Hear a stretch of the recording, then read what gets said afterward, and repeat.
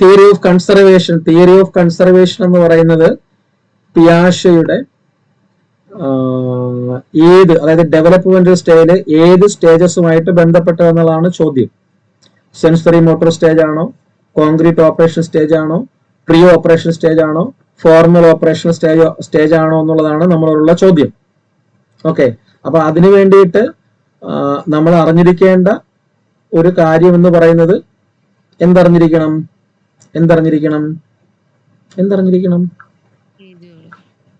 Age bar അല്ല, age bar അറിഞ്ഞിരിക്കണ്ട. ഈ stages അറിഞ്ഞിരിക്കണം മാത്രമല്ല ഈ തിയറി ഓഫ് കൺസർവേഷൻ എന്താണെന്ന് അറിഞ്ഞിരിക്കണം. ഇല്ലേ? അതല്ലേ സത്യം? അല്ലേ? അപ്പൊ തിയറി ഓഫ് കൺസർവേഷൻ ഞാൻ ആദ്യം അത് പറഞ്ഞിട്ട് പിയാഷയുടെ തിയറിയിലേക്ക് വരാം. ആദ്യം തിയറി ഓഫ് കൺസർവേഷൻ പറഞ്ഞിട്ട് നമുക്ക് പിയാഷയുടെ തിയറിയിലേക്ക് വരാം. ഓക്കെ, ശ്രദ്ധിച്ചോളണം. നമുക്കറിയാം ഈ തിയറി ഓഫ് കൺസർവേഷൻ എന്ന് പറയുന്നത്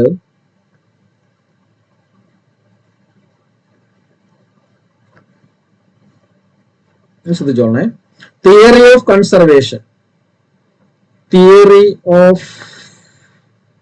കൺസർവേഷൻ ഈ തിയറി ഓഫ് കൺസർവേഷൻ എന്ന് പറയുന്ന ഒരു ഫാക്ട് ജീൻ പിയാഷയുടെ തിയറിയുമായിട്ട്, ജീൻ പിയാഷയുടെ രണ്ടു ക്വസ്റ്റ്യൻ ചോദിച്ചിട്ട് ഞാൻ അതിലേക്ക് കടക്കാം, അല്ലെങ്കിൽ ആദ്യം എടുത്തേണ്ട കാര്യമില്ലല്ലോ.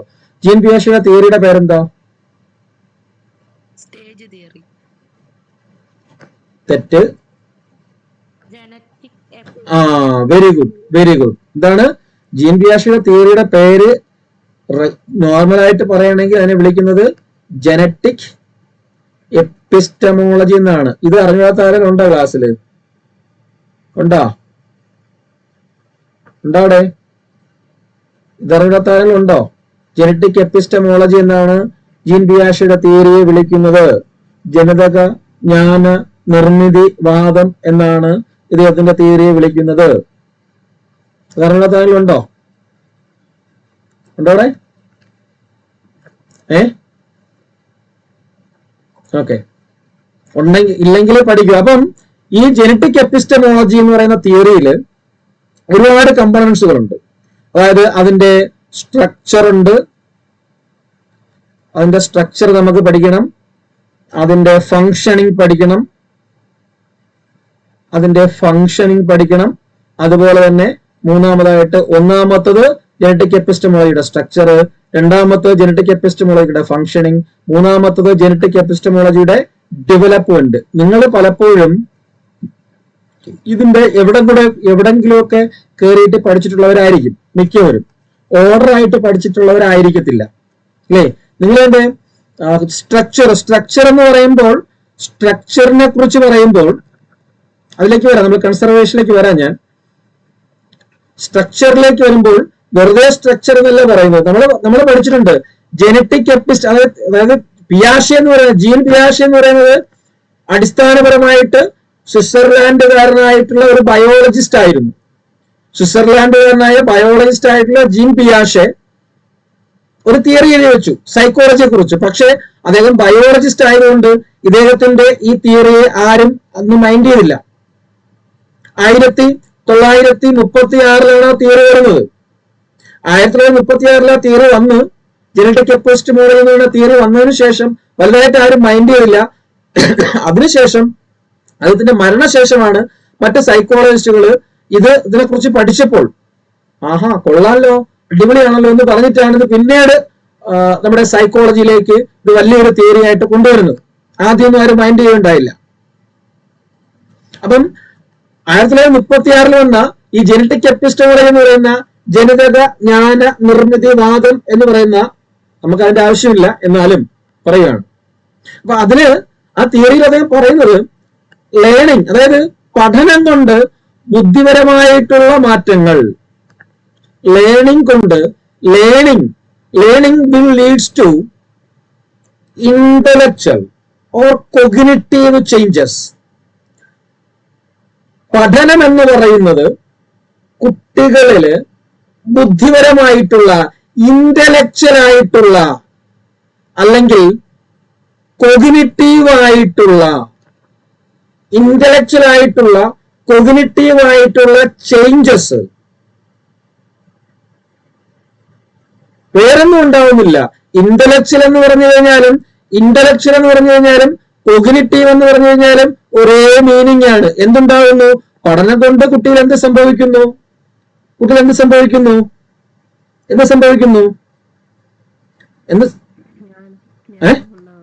എന്തുണ്ടാവുന്നു? ബുദ്ധി, ജ്ഞാനം, ഇന്റലിജൻസ് ആവുന്ന കുട്ടിയില് ബുദ്ധി വികസിക്കുന്നു എന്നാണ് അദ്ദേഹം പറഞ്ഞത്. ഇന്റലക്ച്വൽ ഡെവലപ്മെന്റ് ഉണ്ടാകുന്നു. കുട്ടിക്ക് ഒരു ഇന്റലക്ച്വൽ ആയിട്ടുള്ള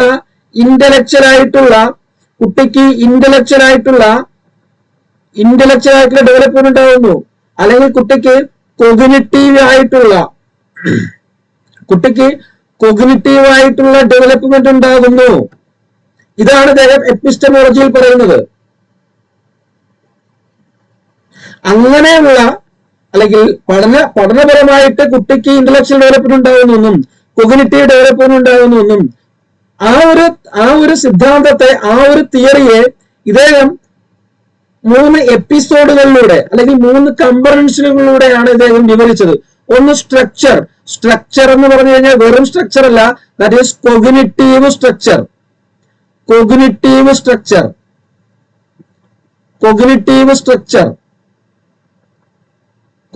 സ്ട്രക്ചർ. രണ്ടാമത്തെ ഫങ്ഷനിങ് എന്ന് പറഞ്ഞ വെറും ഫങ്ഷൻ അല്ല, കൊഗ്നിറ്റീവ് ഫങ്ഷനിങ് എന്ന് പറയുന്നത്, അല്ലെങ്കിൽ ഇന്റലക്ച്വൽ ഫങ്ഷനിങ് എന്ന് പറയുന്നത്. മൂന്നാമതായിട്ടുള്ളത് ഡെവലപ്മെന്റ് എന്ന് പറയുന്നത് വെറും ഡെവലപ്മെന്റ് അല്ല, കൊഗ്നിറ്റീവ് ഡെവലപ്മെന്റ്. ഈ 3 കമ്പണൻസുകളിലൂടെയാണ്, 3 തലങ്ങളിലൂടെയാണ് ഒരു ലേണറിന് അവന്റെ ബുദ്ധിവികാസം സാധ്യമാകുന്നത്. ആ കോഗ്നിറ്റീവിന്റെ, ആ ബുദ്ധിയുടെ ഒരു ഘടനയുണ്ട്. ആ ഘടന എങ്ങനെ ഇരിക്കുന്നതിനനുസരിച്ച്, അതിന്റെ ധർമ്മം, ഫങ്ഷൻ എങ്ങനെയാണെന്നനുസരിച്ച്, അതിന്റെ വികാസം, അതിന്റെ ഡെവലപ്മെന്റ് എങ്ങനെയാണെന്നനുസരിച്ച്, അങ്ങനെയാണ് ഒരു കുട്ടിയില് ബുദ്ധിവികാസം സാധ്യമാകുന്നതെന്ന് പറയുന്നു. അതായത് ഒരു ചെറിയ കുട്ടിയുടെ ബുദ്ധി വളർച്ച എങ്ങനെയാണ്? ബേബി ടു അഡൽട്ട്, ബേബിയിൽ നിന്നും അഡൽട്ട് ആകുന്നത് വരെ ഒരു കുട്ടിയില് ബുദ്ധിവികാസം എങ്ങനെയാണ് നടക്കുന്നത്? അങ്ങനെയുള്ള കണ്ടെത്തലുകളാണ് ഈ കമ്പണൻസിലൂടെ പറഞ്ഞ ഒരു ശിശുവിൽ നിന്നും അവൻ അഡൽട്ടിലേക്ക് എത്തുമ്പോൾ ഏതെല്ലാം തരത്തിൽ, ഏതെല്ലാം പ്രായത്തിൽ, ഏതെല്ലാം രീതിയിലാണ് അവന്റെ ബുദ്ധിവികാസം സാധ്യമാകുന്നത്, അത് തിയറിയിലൂടെ പറഞ്ഞു വെച്ചതാണ് ഈ ജെനറ്റിക് എപ്പിസ്റ്റമോളജി എന്ന് പറയുന്നത്. അതുകൊണ്ട് തന്നെ ആ തിയറിയെ ജെനറ്റിക് എപ്പിസ്റ്റമോളജിക്ക് പകരം, അല്ലെങ്കിൽ ജെനറ്റിക് എപ്പിസ്റ്റമോളജി എന്ന് പറയുന്ന കോമൺ ടേമിന് പകരം നമ്മൾ പറയാറുണ്ട്. നമ്മൾ എങ്ങനെ പറയാറുണ്ട്? Theory of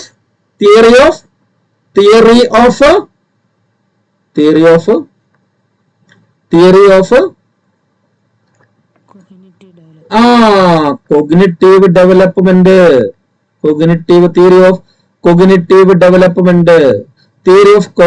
development. ആരുടെ തിയറിയാണെന്ന് ചോദിച്ചു കഴിഞ്ഞാൽ ദിസ് ഈസ് ജീൻ പിയാഷെ, അല്ലെങ്കിൽ തിയറി ഓഫ് ഓടില്ലേ? ഓടിപ്പോയോ?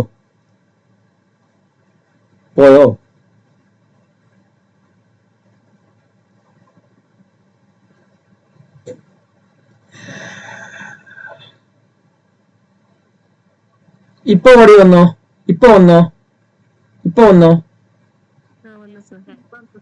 വന്നു.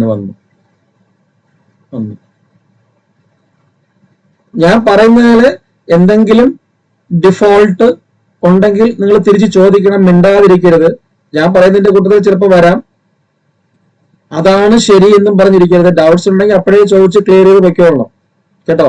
സാറെന്ത് പറയും, സാറെന്ത് വിചാരിക്കുമെന്നും പറഞ്ഞ് ഇരിക്കരുത് കേട്ടോ. മനസ്സിലായോടെ? ഇപ്പൊ ഞാൻ പറഞ്ഞൊന്നും കേട്ടില്ലേ? ഇന്നലെ ഒരു ഇഷ്യൂസ് ഇഷ്ടം പോലെ ഉണ്ടായിരുന്നു, അതുകൊണ്ടാണ് ഇന്നലെ എടുക്കാതിരുന്നത്. ഇപ്പൊ ഓക്കെ അല്ലേ? അപ്പൊ എന്തുണ്ടെങ്കിലും അപ്പോഴേ ഉടനടി ഡൗട്ട്സ് ക്ലിയർ ചെയ്ത് പോവുക. മണ്ടത്തരമാണെങ്കിലും കുഴപ്പമില്ല, ചോദിച്ചോളൂ. നിങ്ങൾ പറയുന്നത് മണ്ടത്തരം ഒന്നും ഉദ്ദേശിച്ചിട്ടില്ല. മണ്ടത്തരമാണെങ്കിലും ചോദിച്ചോളൂ, നമുക്ക് അപ്പോഴേ അത് ക്ലിയർ ചെയ്തിട്ട് പോവാം കേട്ടോ. ഓക്കെ അല്ലേ? ഓക്കെ അല്ലേ? ഓക്കെ. അപ്പോഴാണ്, കാരണം നമ്മൾ എത്ര പഠിക്കുന്നു എന്നുള്ളതല്ല, എങ്ങനെ ആ ഭാഗം പഠിക്കുന്നു എന്നുള്ളതാണ് നോക്കേണ്ടത്. നിങ്ങൾ ചളവളകളെന്നും പറഞ്ഞ് കുറേ കാര്യങ്ങൾ പറഞ്ഞ് കർത്തവ്യം നിർവഹണത്തില് നല്ലത് കാട്ടിട്ട് പോയാൽ പോരാ. നിങ്ങൾക്ക് അരമണിക്കൂർ, 1 മണിക്കൂർ, 2 മണിക്കൂർ നിങ്ങൾ സ്പെൻഡ് ചെയ്യുമ്പോഴത്തേക്ക് എന്തെങ്കിലും കിട്ടണം നിങ്ങൾക്ക് ആ ദിവസം.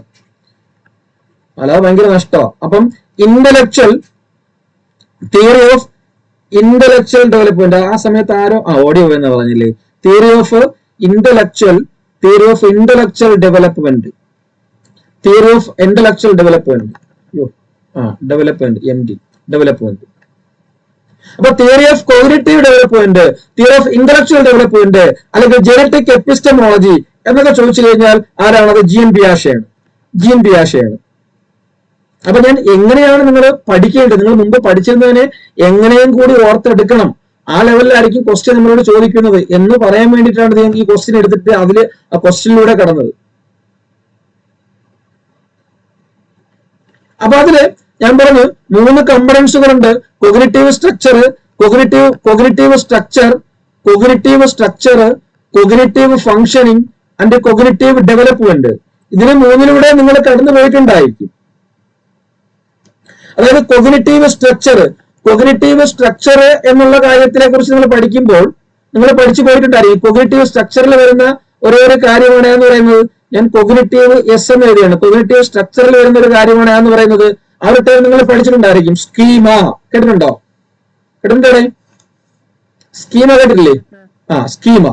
ആ സ്കീമയെ പറ്റി പറയുന്നത്, സ്കീമ എന്ന് പറയുന്ന സാധനത്തെ കുറിച്ച് പറയുന്നത് ആ കോഗ്നിറ്റീവ് സ്ട്രക്ചർ എന്ന് പറയുന്ന കാര്യത്തിലാണ്. സ്കീമ, വാട്ട് ഈസ് സ്കീമ എന്ന് പറയുന്നത്? എന്താണ് സ്കീമ? സ്കീമ എന്ന് പറഞ്ഞാൽ ഒന്നുമില്ല, it is the basic building block of. Schema എന്ന് പറഞ്ഞു കഴിഞ്ഞാൽ it is the basic building block of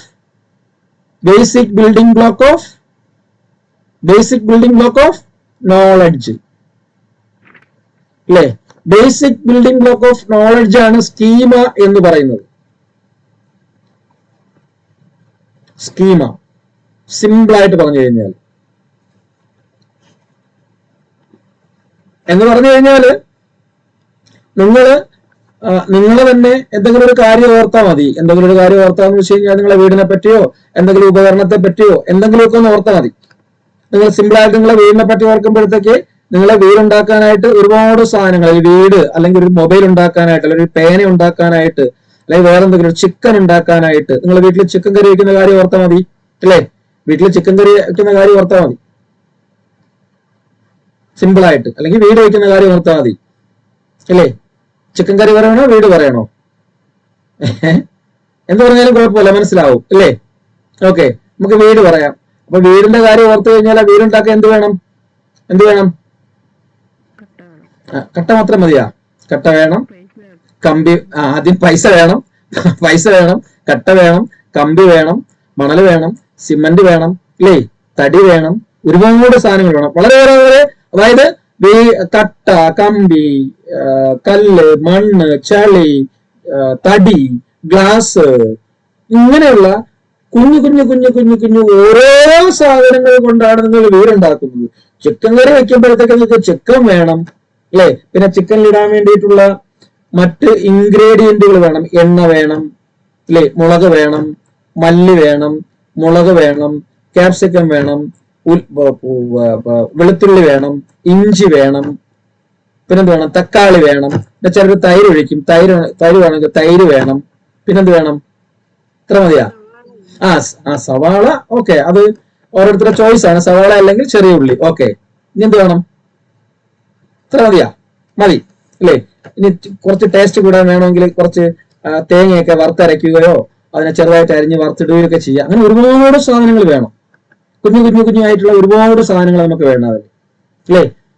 ആ ഓരോ സാധനവും വീട് വയ്ക്കുമ്പോൾ നമ്മൾ എടുക്കുന്ന ഓരോ സാധനം, ചിക്കൻ വെക്കുമ്പോൾ എടുക്കുന്ന ഓരോ സാധനം, ആ ഓരോ സാധനം എന്ന് പറയുന്ന ആളാണ് എന്തെന്ന് പറയുന്നത്?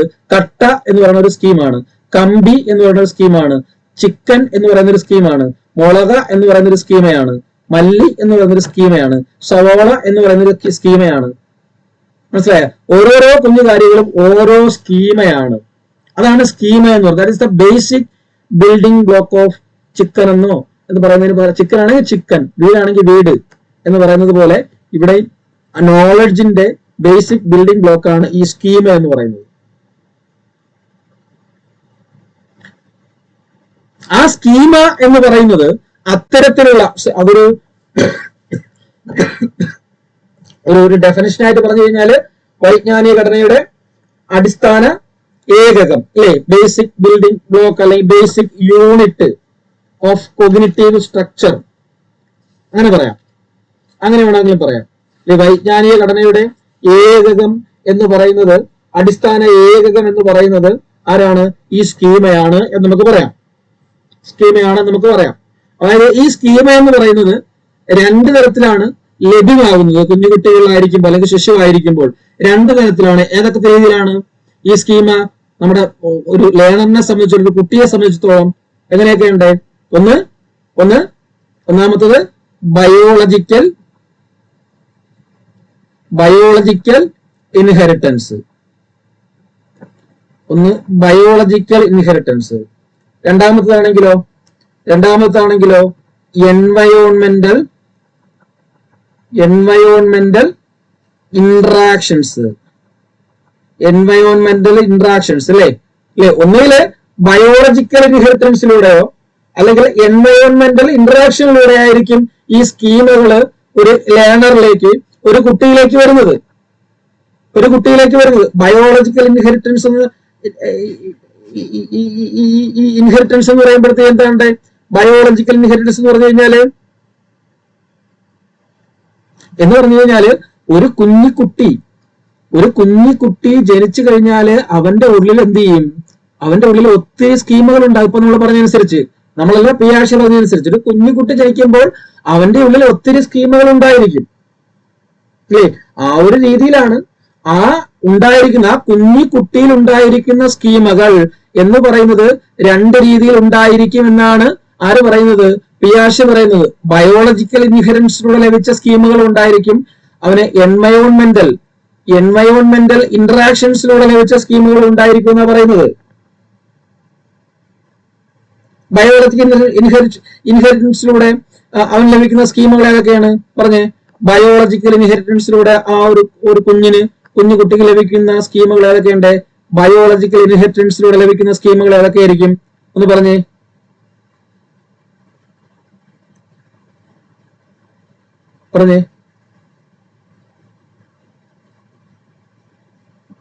എനിബഡി? എന്റെ ഓഡിയോ ഉണ്ടോ? ഉണ്ട്.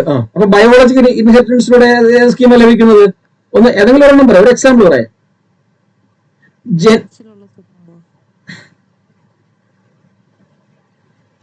ഇപ്പൊ അങ്ങോട്ട് ജനിച്ചു വീണ കുട്ടി, ഇപ്പൊ അങ്ങോട്ട് ജനിച്ചതേ ഉള്ളൂ, 10 മിനിറ്റ് ആയേ ഉള്ളൂ.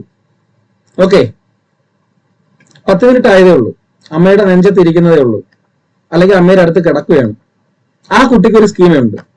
അതാണ് പിയാഷെ പറയുന്നത്. ആ കുട്ടിയിൽ ഒരു സ്കീമ ഉണ്ടായിരിക്കും. That is biological schema.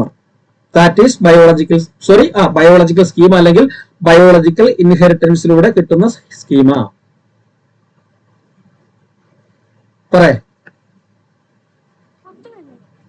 പറയടേ. Sucking. നിങ്ങൾ ആരെങ്കിലും പറഞ്ഞു കൊടുത്തിട്ടാണ് അവൻ വിരല് ചപ്പുന്നത്? ആണോ?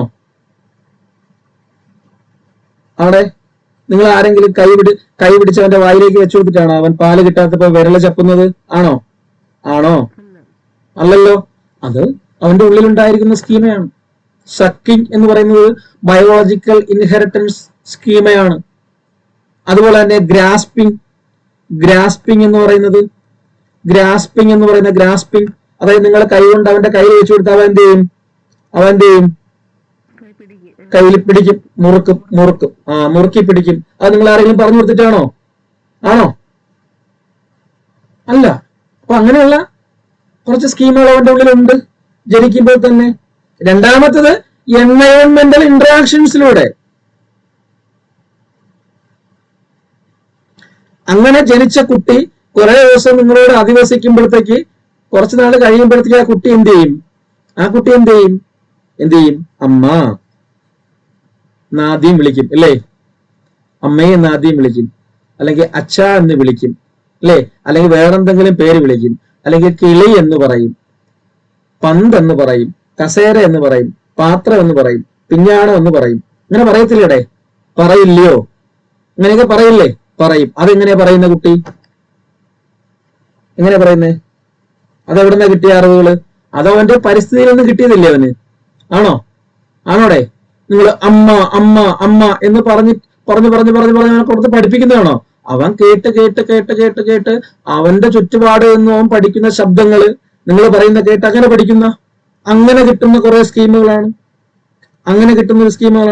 അപ്പൊ ഇങ്ങനെ രണ്ടു തരത്തിലുള്ള സ്കീമുകൾ ഒരു കുട്ടിയുടെ ഉള്ളിൽ ഒളിഞ്ഞിരിക്കുന്നുണ്ട്. ജനിച്ചു കഴിഞ്ഞാൽ ഉടനെ അത് പുറത്തേക്ക് വരും. അത് രണ്ടു തരത്തിലെന്നേ ഉള്ളൂ. ഒന്ന് ബയോളജിക്കലായിട്ട് ലഭ്യമാവുന്നത്, രണ്ട് അവന്റെ സാമൂഹികപരമായ ചുറ്റുപാടിൽ നിന്ന് അവൻ ലഭ്യമാവുന്നത്. ഇതാണ് പിയാഷെ തന്റെ തിയറി ഓഫ് ജനറ്റിക് എപ്പിസ്റ്റമോളജിയില് അല്ലെങ്കിൽ അദ്ദേഹത്തിന്റെ തിയറിയായ കൊഗ്നിറ്റീവ് ഡെവലപ്മെന്റില് അല്ലെങ്കിൽ ഇന്റലക്ച്വൽ ലെവലിൽ പറഞ്ഞിരിക്കുന്ന ആദ്യ ഭാഗം എന്ന് പറയുന്നത് സ്ട്രക്ചർ, ബുദ്ധിയുടെ ഘടന രണ്ട് രീതിയിലാണ്. അതിനെക്കുറിച്ച് പറയട്ടെ. അത് ഉപയോഗിച്ചിരിക്കുന്ന ടേമാണ് സ്കീമ എന്ന് പറയുന്നത്. ആ സ്കീമ രണ്ട് തരത്തിലാണ്, ബയോളജിക്കൽ ഇൻഹെറിറ്റൻസിലൂടെയും എൻവയോൺമെന്റൽ ഇന്ററാക്ഷനിലൂടെയും. ഇനി ഇത്തരത്തിൽ ലഭിക്കുന്ന സ്കീമകൾ അവന് ജനിതകപരമായിട്ട് ലഭിക്കുന്ന സ്കീമുകളും അവന്റെ സമൂഹത്തിൽ എൻവയോൺമെന്റൽ ഇന്ററാക്ഷനിലൂടെ അവന്റെ സമൂഹത്തിന്റെ ഇടപെടലുകൾ മൂലം അവന് ലഭ്യമായി വന്ന ആ സ്കീമുകളും അല്ലേ? അതായത് ഒരു കുട്ടി ജനിക്കുമ്പോൾ അവനിൽ ഉണ്ടായിരുന്ന സ്കീമയും വളർന്നു വരുന്നതോടൊപ്പം, അതായത് എൻവയോൺമെന്റൽ വളർന്നു വരുന്നതോടൊപ്പം അവന് കിട്ടിയ സ്കീമുകളും എങ്ങനെയാണ് പ്രവർത്തിക്കുന്നത്, ഏത് രീതിയിലാണ് അത് പ്രവർത്തിക്കുന്നത് എന്ന് പറയുന്നതിന് വേണ്ടിയാണ് അദ്ദേഹം രണ്ടാമത്തെ ഫാക്ട്സ് കൊണ്ടുവന്നത്, രണ്ടാമത്തെ ഫംഗ്ഷൻ കൊണ്ടുവന്നത്. ദാറ്റ് ഈസ്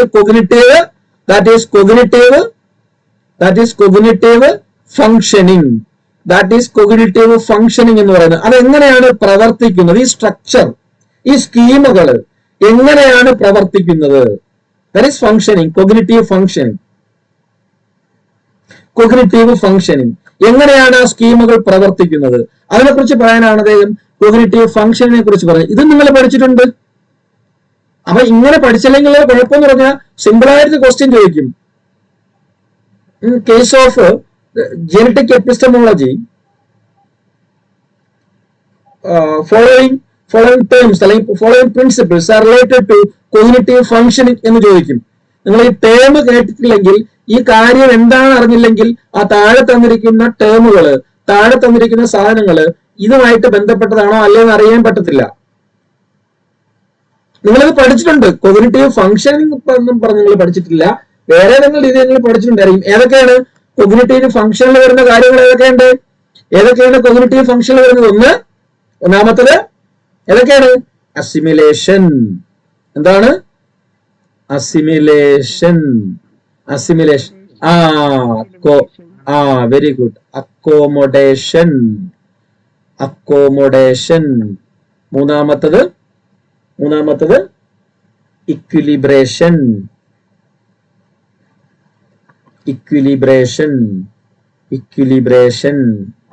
അതായത് അസിമിലേഷൻ എന്ന് പറഞ്ഞാൽ മലയാളത്തിൽ എന്ന് പറയും സ്വാംശീകരണം അല്ലെ? സ്വാംശീകരണം. അക്കോമഡേഷൻ എന്ന് വെച്ച് കഴിഞ്ഞാല് സംസ്ഥാപനം എന്നോ അധിനിവേശം എന്നൊക്കെ പറയും. ഇക്വിലിബ്രേഷൻ എന്ന് പറഞ്ഞു കഴിഞ്ഞാല് എന്താ പറയാ, സന്തുലനം അല്ലെ? സന്തുലനം. മലയാളം നമുക്ക് വേണ്ട, ഞാൻ പറഞ്ഞതേ ഉള്ളൂ. സന്തുലനം. അപ്പൊ ഈ മൂന്ന് രീതികളിലൂടെയാണ് ഈ സ്ട്രക്ചറിന്റെ ഫംഗ്ഷനിങ് നടക്കുന്നത്. കൊഗ്നിറ്റീവ് സ്ട്രക്ചറിന്റെ ഫംഗ്ഷനിങ് സാധ്യമാവുന്നത് അസിമിലേഷനിലൂടെയും അക്കോമഡേഷനിലൂടെയും ഇക്വിലിബ്രേഷനിലൂടെയും. അതാണ് ഞാൻ പറഞ്ഞൊരു ക്വസ്റ്റ്യൻ ചോദിക്കുകയാണ്. ഈ ടൈമുമായിട്ട് കൊഗ്നിറ്റീവ് പിയാഷെ ബേസ് അല്ലെങ്കിൽ പിയാഷെ എന്ന് പറയുന്നതേ ഇല്ല.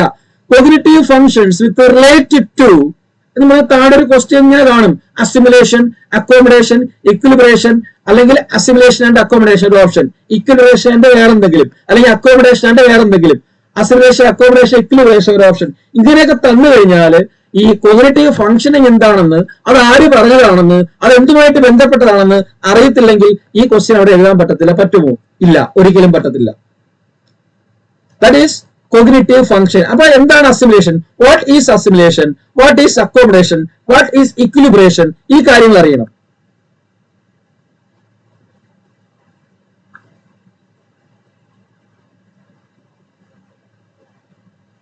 ഈ കാര്യം അറിയണം. എന്താണ് അസിമുലേഷൻ? എന്താണ് അസിമുലേഷൻ എന്ന് പറയുന്നത്? What is assimilation? ഒന്നാമത്തത് അസിമുലേഷൻ.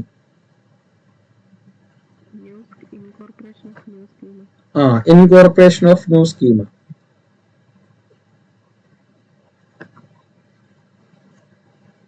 അസിമുലേഷൻ അല്ലേ? അപ്പൊ അസിമുലേഷൻ എന്ന് വെച്ചാൽ കോഗ്നിറ്റീവ് ഫംഗ്ഷന്റെ ഒരു പാർട്ടാണ്.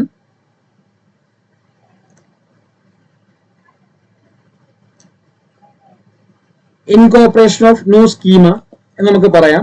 അപ്പൊ അത് നമുക്ക് പരീക്ഷയ്ക്ക് ചോദിക്കുമ്പോൾ നമുക്ക് അറിയുന്ന രീതിയിൽ ആ ക്വസ്റ്റ്യൻസിനെ, അല്ലെങ്കിൽ ഏത് രീതിയിൽ ചോദിച്ചു കഴിഞ്ഞാലും അവിടുന്ന് ക്വസ്റ്റ്യൻ അറിയണമെങ്കിൽ മൊത്തത്തിലുള്ള അതിന്റെ ഒരു കാര്യം നമ്മൾ അറിഞ്ഞിരിക്കണം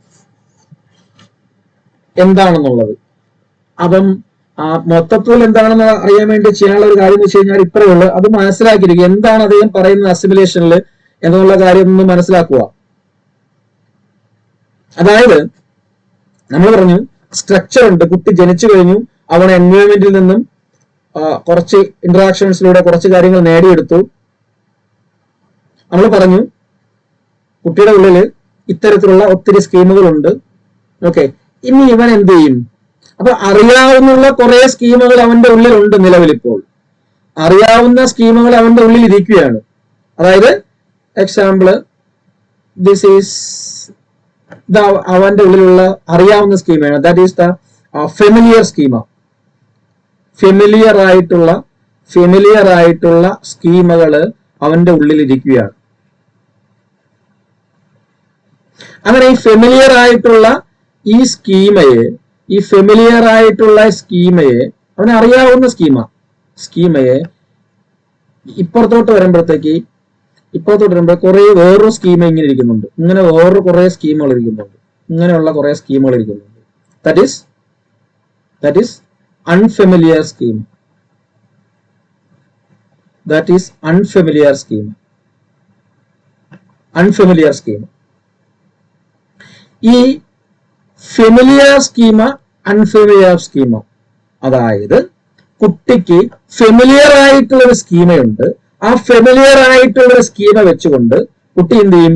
അൺഫെമിലിയർ ആയിട്ടുള്ള അറിഞ്ഞിടാത്തൊരു സ്കീമയെ എന്ത് ചെയ്യും? ലിങ്ക് ചെയ്യും. അറിഞ്ഞുകൂടാത്തൊരു സ്കീമയെ എന്ത് ചെയ്യും?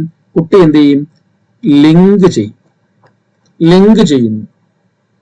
അതായത് കുട്ടി അറിയാവുന്ന കാര്യം വെച്ചിട്ട്, ഫെമിലിയർ ആയിട്ടുള്ള സ്കീം വെച്ചിട്ട് ഒരു അൺഫെമിലിയർ ആയിട്ടുള്ള അറിയാത്ത കാര്യത്തെ കുട്ടി എന്ത് ചെയ്യുന്നു?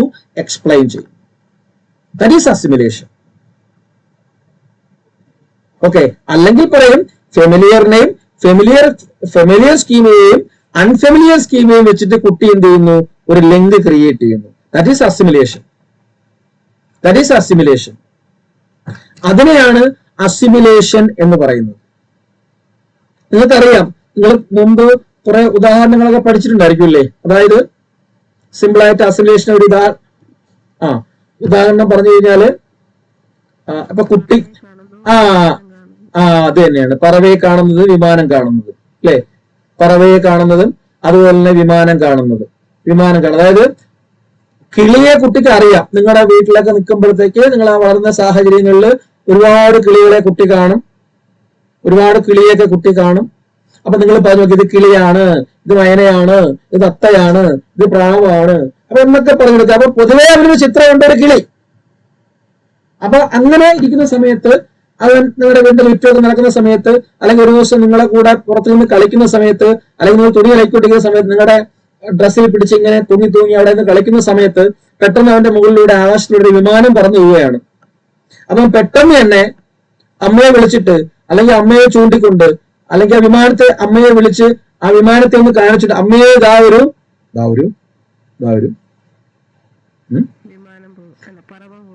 വലിയൊരു പറവ പോകുന്നു, വലിയൊരു കിളി പോകുന്നു എന്നൊക്കെ അവൻ പറയും. വലിയൊരു പറവ പോകുന്നു, വലിയൊരു കിളി പോകുന്നു എന്നവൻ പറയും.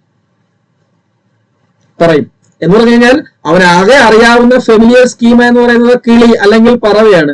ആ കിളി എന്ന് പറയുന്ന ഫെമിലിയർ സ്കീം വെച്ചുകൊണ്ട് അതേ ക്യാരക്ടേഴ്സ് ഉള്ള ഏകദേശം ചിറകൊക്കെയുള്ള ഒരു വലിയ സാധനം കണ്ടപ്പോഴത്തേക്ക് അവൻ അതിനെയും കാണിക്കുകയാണ്. ദാറ്റ് ഈസ് കിളി, ദാറ്റ് ഈസ് പറവ.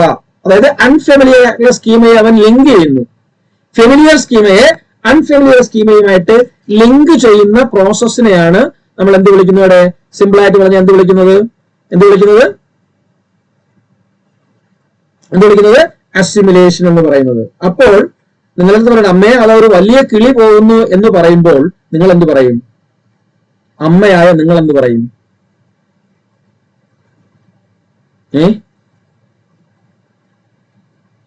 നിങ്ങൾ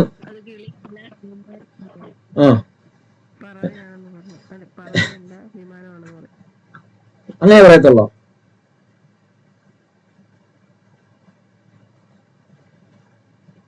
അങ്ങനെ പറയത്തുള്ളൂ?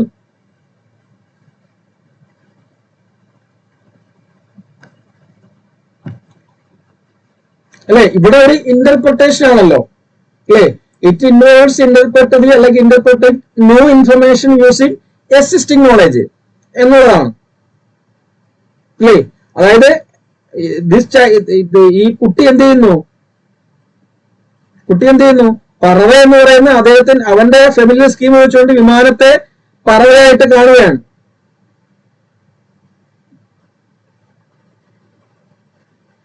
Child might try to fit a new word into an existing schema by using a word they already know. അപ്പം നിങ്ങൾ പറഞ്ഞു കൊടുക്കണം, അത് കിളിയല്ല. എന്ത് ചെയ്യണം? നിങ്ങൾ പറഞ്ഞു കൊടുക്കുന്ന വെച്ചാൽ നിങ്ങൾ കുട്ടിയെ എന്ത് ചെയ്യണം? തിരുത്തി കൊടുക്കണം. കുട്ടിയെ തിരുത്തി കൊടുക്കണം. അത് കിളിയല്ല. അതെന്താണ്?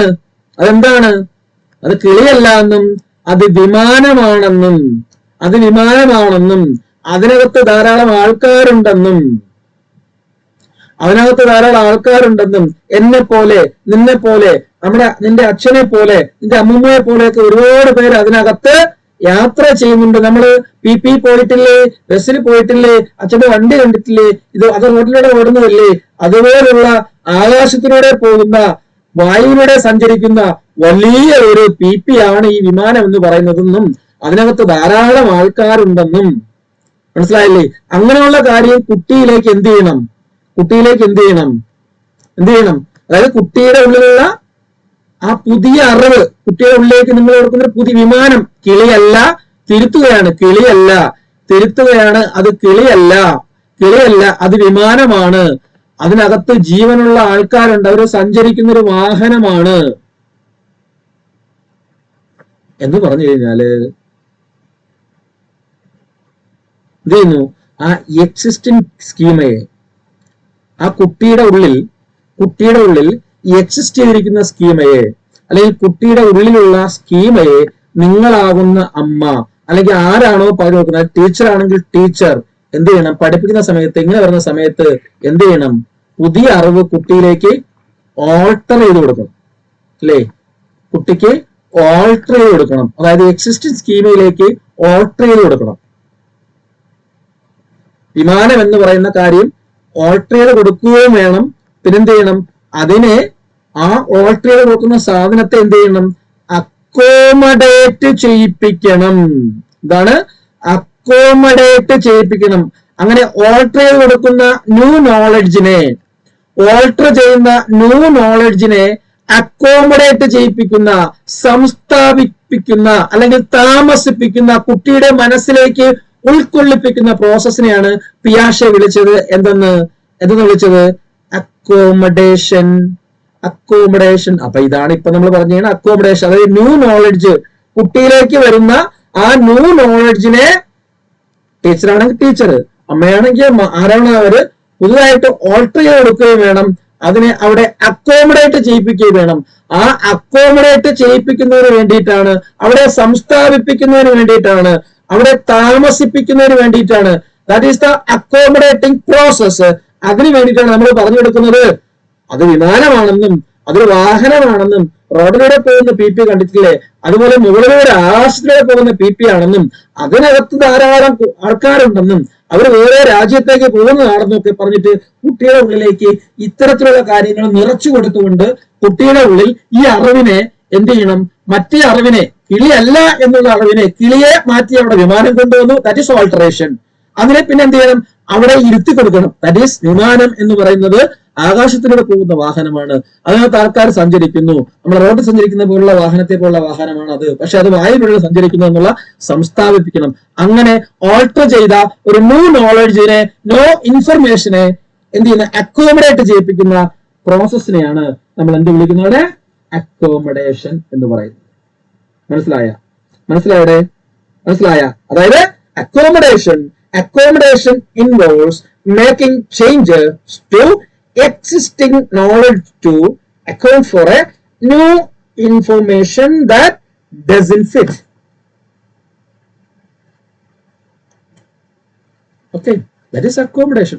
കാര്യം പിടികിട്ടിയ അക്കോമഡേഷൻ എന്നുള്ള കാര്യം പിടികിട്ടിയോ എന്താണെന്നുള്ളത് മനസ്സിലായ? ആ ഉദാഹരണം വെച്ച് മനസ്സിലായോടെ? ക്ലിയർ ആയോ? ഓക്കെ ആണോ? അതായത് നിങ്ങളൊരു മാത്സ് ടീച്ചർ ആണെങ്കിൽ കുട്ടി കണക്ക് ചെയ്തുകൊണ്ടിരിക്കുമ്പോൾ ഇപ്പൊ ഗുണിക്കാൻ ഇടുകയാണ്. ഗുണിക്കാൻ നിങ്ങളൊരു കണക്ക്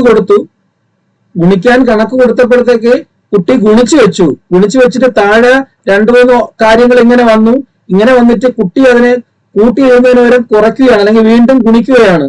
ഗുണിക്കുന്നതിന് കുറെ പ്രോസസ് ഉണ്ടല്ലോ. ഗുണിക്കുന്നതിൽ എന്തും വരും, കൂട്ടലും വരൂല്ലേ? വരൂല്ലേ? ഗുണിക്കുന്നതിൽ കൂട്ടൽ വരത്തില്ലേ? മറന്നുപോയാ? ഗുണിക്കുമ്പോൾ വരും. അപ്പൊ കൂട്ടുന്നതിന് പകരം കുട്ടി കുറയ്ക്കുകയാണ്. അങ്ങനെ വരികയാണെങ്കിൽ അടുത്ത് ചെന്നിട്ട്, അല്ലെങ്കിൽ ബോർഡിൽ ഒരുപാട് പേരുണ്ടെങ്കിൽ ബോർഡിൽ ചെയ്തിട്ട് പറഞ്ഞു കൊടുക്കണം. അല്ലെങ്കിൽ ഒരാൾ മാത്രമേ തെറ്റിക്കുന്നുള്ളെങ്കിൽ അടുത്ത് വന്നിട്ട് അവന്റെ ഉള്ളിലേക്ക് ആ കൂട്ടുക എന്ന് കുറയ്ക്കുക എന്ന് പറയുന്ന സാധനത്തെ അവിടെ മാറ്റി വെച്ചിട്ട് മോനത് കുറയ്ക്കുകയല്ല ചെയ്യുന്നത്, അത് അഡിഷൻ ആണ് അവിടെ വരുന്നത്. ഇങ്ങനെ 2 സ്റ്റെപ്പ് കഴിഞ്ഞാല് അതുവരെ മോൻ അറിയാമല്ലോ, മോന് മൾട്ടിപ്ലിക്കേഷൻ ലെവലൊക്കെ നന്നായിട്ട് അറിയാമല്ലോ. പക്ഷെ ഈ ഒരു കാര്യം മറന്നു പോകുന്നത്. അപ്പം ഇത് കഴിഞ്ഞിട്ട് താഴത്തെ സ്റ്റെപ്പില് അഡിഷൻ ആണ് ചെയ്യേണ്ടത്, സബ്ട്രാക്ഷൻ അല്ല വേണ്ടത്. അത് ആഡ് ചെയ്യുകയാണ് ചെയ്യുന്നതെന്നും പറഞ്ഞിട്ടുള്ള പുതിയ കാര്യം അവനിലേക്ക് എന്ത് ചെയ്യണം, അക്കോമഡേറ്റ് ചെയ്യും. അത് എല്ലാ സബ്ജക്റ്റിലും ഉണ്ട്. അങ്ങനെ അക്കോമഡേറ്റ് ചെയ്യണം. That is the accommodation. Okay, മൂന്നാമത്തെ സ്റ്റെപ്സ് എന്ന് പറയുന്നതാണ് ഏതെന്ന് പറയുന്നത്, മൂന്നാമത്തതാണ് ഇക്വിലിബ്രേഷൻ. സന്തുലനം എന്ന് പറയുന്ന ഇക്വിലിബ്രേഷൻ എന്ന് പറയുന്നത് നിങ്ങൾക്ക് മനസ്സിലാവുന്ന വരുന്നു. ഓക്കെ ആണോടെ? ഇക്വിലിബ്രേഷൻ എന്ന് പറയുന്നത്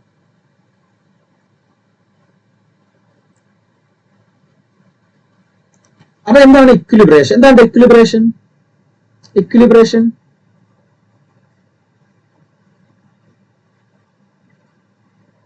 സിമ്പിൾ ആയിട്ട് പറഞ്ഞാൽ process of striking A balance between assimilation and accommodation എന്ന് പറയാം. That is equilibration. സിമ്പിൾ ആയിട്ട് പറഞ്ഞു കഴിഞ്ഞാല്, സാധാരണ ഒരു കുട്ടിയുടെ അവന്റെ ഉള്ളിലുള്ള ഒരു കാര്യം, അവന്റെ ഉള്ളിൽ കുറെ നോളജുകൾ ഉണ്ടെന്ന് വിചാരിച്ചോളുക. ആ ചെറിയ നോളജ് വെച്ചിട്ട് അവന്റെ സമൂഹത്തിൽ നടക്കുന്ന, അല്ലെങ്കിൽ അവന്റെ ചുറ്റുപാട് നടക്കുന്ന എല്ലാ കാര്യങ്ങളെയും എക്സ്പ്ലെയിൻ ചെയ്യാൻ പറ്റിയെന്ന് വരത്തില്ല.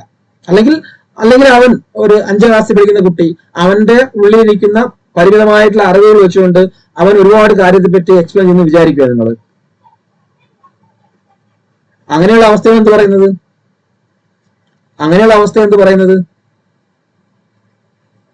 അതാണ് എന്ത് പറയുന്നത്, ഇക്വിലിബ്രേഷൻ. ഓഡിയോ ഉണ്ടോ? ഓഡിയോ ഓക്കെ ആണോ? ഓക്കെയാണ്. അപ്പം ഒരു ലേണറിന്റെ അവന്റെ ഉള്ളിലുള്ള കാര്യങ്ങൾ വെച്ചിട്ട്, അവന്റെ ഉള്ളിൽ അവൻ അക്യൂർ ചെയ്ത അവൻ അസിമുലേഷനിലൂടെയും അവൻ അക്കോമഡേഷനിലൂടെയും അക്യൂർ ചെയ്ത നോളജുകള്, സ്കീമുകള്, അത് വെച്ചിട്ട് എന്ത് ചെയ്യുന്നു, പുറത്ത് നടക്കുന്ന കാര്യങ്ങള് എന്ത് ചെയ്യുന്നു, അവൻ എക്സ്പ്ലെയിൻ ചെയ്യുന്നു വിചാരിച്ചോ, അവൻ എക്സ്പ്ലെയിൻ ചെയ്യാൻ പറ്റുമെന്ന് വിചാരിക്കുക. അങ്ങനെ എക്സ്പ്ലെയിൻ ചെയ്യാൻ പറ്റുമെങ്കിൽ അതിനെയാണ് നമ്മൾ ഇക്വിലിബ്രിയം എന്ന്, അതിനെയാണ് നമ്മൾ ഇക്വിലിബ്രേഷൻ അല്ല ഇക്വിലിബ്രിയം എന്ന് പറയുന്നത്. ഇക്വിലിബ്രിയം, അതിനെ നമ്മൾ ഇക്വിലിബ്രിയം എന്ന് വിളിക്കും. അതായത് അവന്റെ ഉള്ളിൽ ഇപ്പം 3+2 എന്ന് പറയുന്ന 5 എന്ന് പറയുന്ന ഒരു കാര്യം അവന്റെ ഉള്ളിലുണ്ട്. ഇത് വെച്ചിട്ട് മാത്സിലുള്ള എല്ലാ കാര്യങ്ങളും അവനിങ്ങനെ എക്സ്പ്ലെയിൻ ചെയ്തുകൊണ്ടിരിക്കുകയാണ്. ഇങ്ങനെ എക്സ്പ്ലെയിൻ ചെയ്തുകൊണ്ടിരിക്കുന്ന സമയത്താണ് ഈ 3+2 എന്ന് പറയുന്ന ഒരു ഫാക്ട്സിൽ വരുന്ന കാര്യങ്ങൾ അവൻ ഇങ്ങനെ എക്സ്പ്ലെയിൻ ചെയ്തുകൊണ്ടിരിക്കുകയാണ്. അതുമായിട്ടും 5+7 ഇത്രയാണെന്നും 4+3 ഇത്രയാണെന്നൊക്കെ പറഞ്ഞ് അവനെ എക്സ്പ്ലെയിൻ ചെയ്തുകൊണ്ടിരിക്കുകയാണ്. അവനൊരു ഇക്വിലിബ്രിയത്തിലാണ്. അപ്പോൾ അത് എക്സ്പ്ലെയിൻ ചെയ്യുമ്പോൾ അവൻ ഇക്വിലിബ്രിയത്തിലാണ് എന്ന് പറഞ്ഞാൽ, ഞാൻ ഇപ്പൊ 3+2, 5+8, 4+6, നിങ്ങളിപ്പോ കുട്ടികളെ നോക്കി കഴിഞ്ഞാൽ അറിയാൻ പറ്റും. 7+5, 3+1, 9+1 ഇങ്ങനെയൊക്കെ വരുമ്പോഴത്തെ ഇതിന്റെ ഒരു മെത്തേഡ് എന്താ? ഇതിന്റെ ഒരു മെത്തേഡ് എന്താ? ഈ ഒരു മെത്തേഡ് എന്ത് മെത്തേഡാടെ?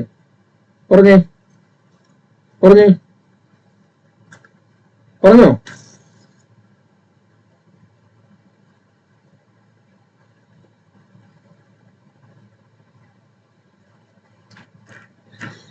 ഞാൻ എഴുതിയിട്ടിരുന്ന കാര്യങ്ങൾ എങ്ങനെയുള്ള കാര്യങ്ങളാ? 3+2, 5+8, 4+6, 7+5, 3+1, 9+1. ഈ ഒരു ഫാക്ട്സ് വെച്ചുകൊണ്ട് അവൻ ഇങ്ങനെയുള്ള പ്രോബ്ലംസ് ചെറുപറ സോൾവ് ചെയ്തുകൊണ്ടിരിക്കുക. ടീച്ചർ ഇങ്ങനെയുള്ള എന്താ എടുത്താലും അവൻ ചെയ്തുകൊണ്ടിരിക്കുക. അവൻ ഇക്വിലിബ്രിയത്തിലാണ്. അപ്പൊ അടിപൊളി, സൂപ്പർ എന്നുള്ള അവസ്ഥ ഇരിക്കുക. അത് വെച്ചാൽ ഇത് എന്ത് രീതിയിലുള്ള മാത്സാ പറയടേ? ഇതെന്ത് രീതിയിലുള്ളതാ? അല്ല, സിമ്പിൾ തന്നെയാണ്. അല്ല, ഇത് എന്ത് രീതിയിലുള്ളതാ? നിങ്ങൾ ലോജിക്കലായിട്ട് ചിന്തിക്കട്ടെ. Logical reasoning, ലോജിക്കലായിട്ട് ചിന്തിക്കട്ടെ. നിങ്ങള് ഇതെങ്ങനെയുള്ളതാ? ഇതെല്ലാം ഓരോ അക്കങ്ങളല്ലേ ഉള്ളടെ? ഇല്ലേ? അല്ല ഇവിടെ ഇല്ലേ? ഓരോ അക്കങ്ങൾ ഇതുപോലെ ഉള്ളൂ രണ്ടു വശത്തും. ആണോ? ഈ ഒരു ടൈപ്പ് അവൻ അറിയാം. ടീച്ചറെ പെട്ടെന്ന് 125 അധികം 525 കൊടുക്കുകയാണ്. ചെയ്യണ പറയാണ്. എന്തായിരിക്കും എന്റെ അവസ്ഥ? ഇതിലായിരുന്നപ്പോ അവൻ ഇക്വിലിബ്രിയത്തിലാണ്. അവൻ സൂപ്പർ, അടിപൊളി ടീച്ചറെ ഇന്ന് ഇടെന്ന് പറഞ്ഞുകൊണ്ടിരിക്കുക. ഇക്വിലിബ്രിയാണ് അവൻ ഇക്വിലിബ്രിയത്തിലാണ്. ടീച്ചറെ പെട്ടെന്ന് ഇതിട്ട് കൊടുക്കുകയാണ്. 125 പ്ലസ് 525. എന്തായിരിക്കും അവന്റെ അവസ്ഥ? അവൻ എന്താവും?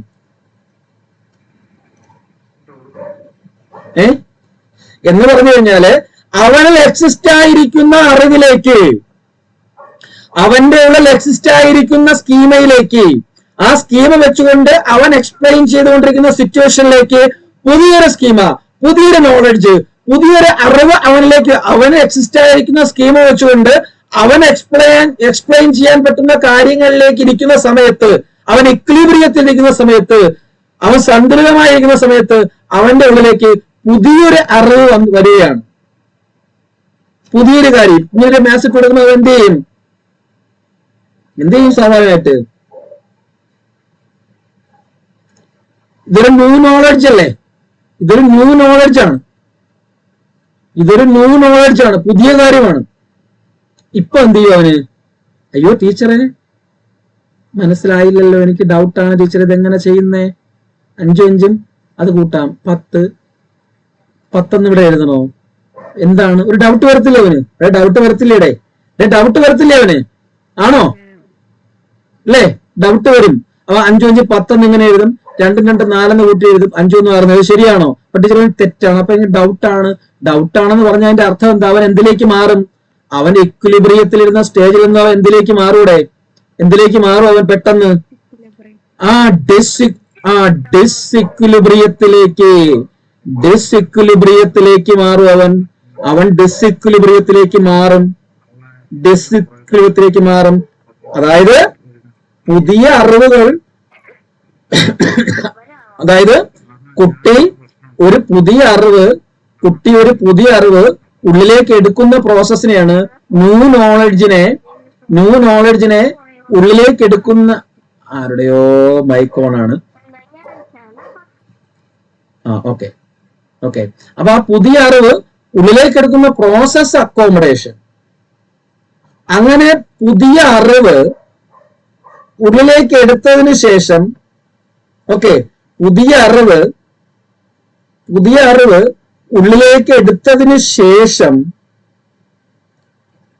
അവൻ എന്ത് ചെയ്തു? പുതിയ അറിവ് ഉള്ളിലേക്ക് എടുക്കുമ്പോൾ അവൻ എക്വിലിബ്രിയത്തിലായി.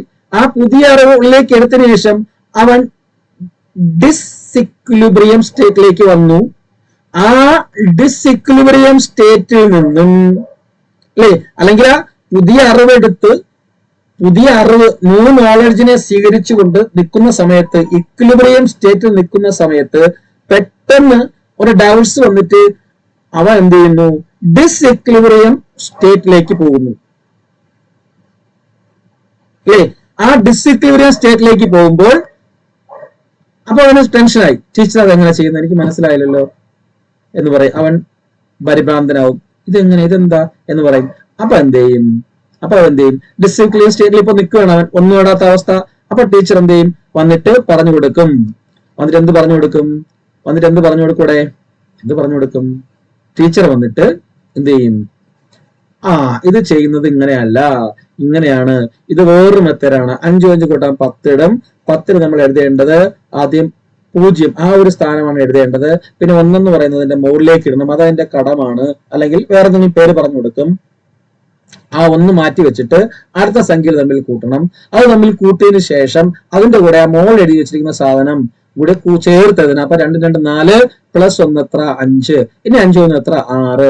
അപ്പൊ 650 കിട്ടിയില്ലേ എന്ന് നിങ്ങൾ ചോദിക്കും. അപ്പൊ എന്ത് ചെയ്യും? കുട്ടിക്ക് എന്ത് ചെയ്യും? ആ ഡിസ്ഇക്വിലിബ്രിയം സ്റ്റേറ്റിൽ നിൽക്കുമായിരുന്നു കുട്ടി. ടീച്ചർ ഇത് പറഞ്ഞു കൊടുക്കുമ്പോ വീണ്ടും എന്താവും? അവൻ വീണ്ടും അവസ്ഥയിലേക്ക് വരും. ഇവിടെ ഡിസ്ഇക്വിലിബ്രിയത്തിൽ നിന്നും ഇക്വിലിബ്രിയം സ്റ്റേറ്റിലേക്ക് വീണ്ടും വരും. ഇക്വിലിബ്രിയം സ്റ്റേറ്റിലേക്ക് വീണ്ടും എത്തും. അങ്ങനെ ഡിസ്ഇക്വിലിബ്രിയം സ്റ്റേറ്റിൽ നിന്ന് വീണ്ടും ആദ്യം ഇക്വിലിബ്രിയത്തിലായിരുന്നു. നമുക്ക് എഴുതാം, മാറ്റി എഴുതാം. ആദ്യം അവൻ ന്യൂ നോളജ് സ്വീകരിക്കുമ്പോൾ അവൻ കിളി എന്നൊരു സംശയമായിരുന്നു. അത് അമ്മ വിമാനമാണെന്നും എന്താണ് വിമാനമാണെന്നും ഒക്കെ തിരുത്തി കൊടുത്തപ്പോഴത്തേക്ക് അവൻ ഇക്വിലിബ്രിയത്തിലായി. അടിപൊളി, പുതിയ അറിവ് കിട്ടി. അത് വിമാനമാണ്, അതിനകത്ത് ആളുണ്ട്, അത് വായുവിൽ സഞ്ചരിക്കുന്ന വാഹനമാണെന്നുള്ള ന്യൂ നോളജിനെ അക്സെപ്റ്റ് ചെയ്തു, അക്കോമഡേറ്റ് ചെയ്തു. ദാറ്റ് ഈസ് ആ പേഴ്സൺ, ആ ലേണർ ഇക്വിലിബ്രിയം സ്റ്റേറ്റിലെത്തി. പെട്ടെന്ന് അവന്റെ ഉള്ളിലേക്ക് പുതിയൊരു അറിവ് വന്നു ചേരുകയാണ്, പുതിയൊരു കാര്യം വന്നു ചേരുകയാണ്. അപ്പോൾ അവൻ എന്ത് ചെയ്യും? ആ ഇക്വിലിബ്രിയത്തിൽ നിന്നും എന്തായി? ഡിസ്ഇക്വിലിബ്രിയത്തിലേക്ക് മാറി.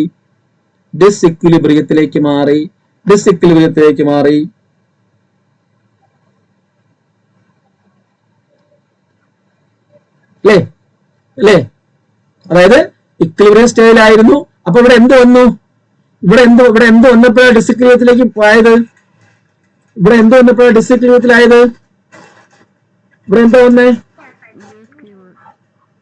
എന്തോന്നാ? New knowledge. ന്യൂ സ്കീമ അല്ലെങ്കിൽ ന്യൂ നോളജ് വന്നപ്പോ അവൻ ഡിസ്ഇക്വിലിബ്രിയത്തിലായി.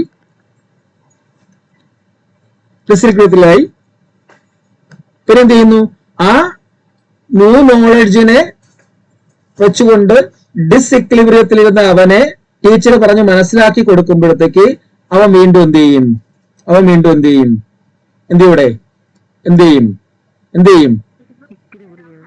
ഇക്വിലിബ്രിയത്തിലേക്കാവും. വീണ്ടും അവൻ ഇക്വിലിബ്രിയം സ്റ്റേറ്റിലേക്കാവും. അപ്പൊ ഇങ്ങനെ ഡിസ്ഇക്വിലിബ്രിയം സ്റ്റേറ്റിൽ നിന്നും ഇക്വിലിബ്രിയം സ്റ്റേറ്റിലേക്ക് പോകുന്ന പ്രോസസ്സിനെ വിളിക്കുന്ന പേരാണ് എന്തെന്ന് പറയുന്നത്? ഇവിടെ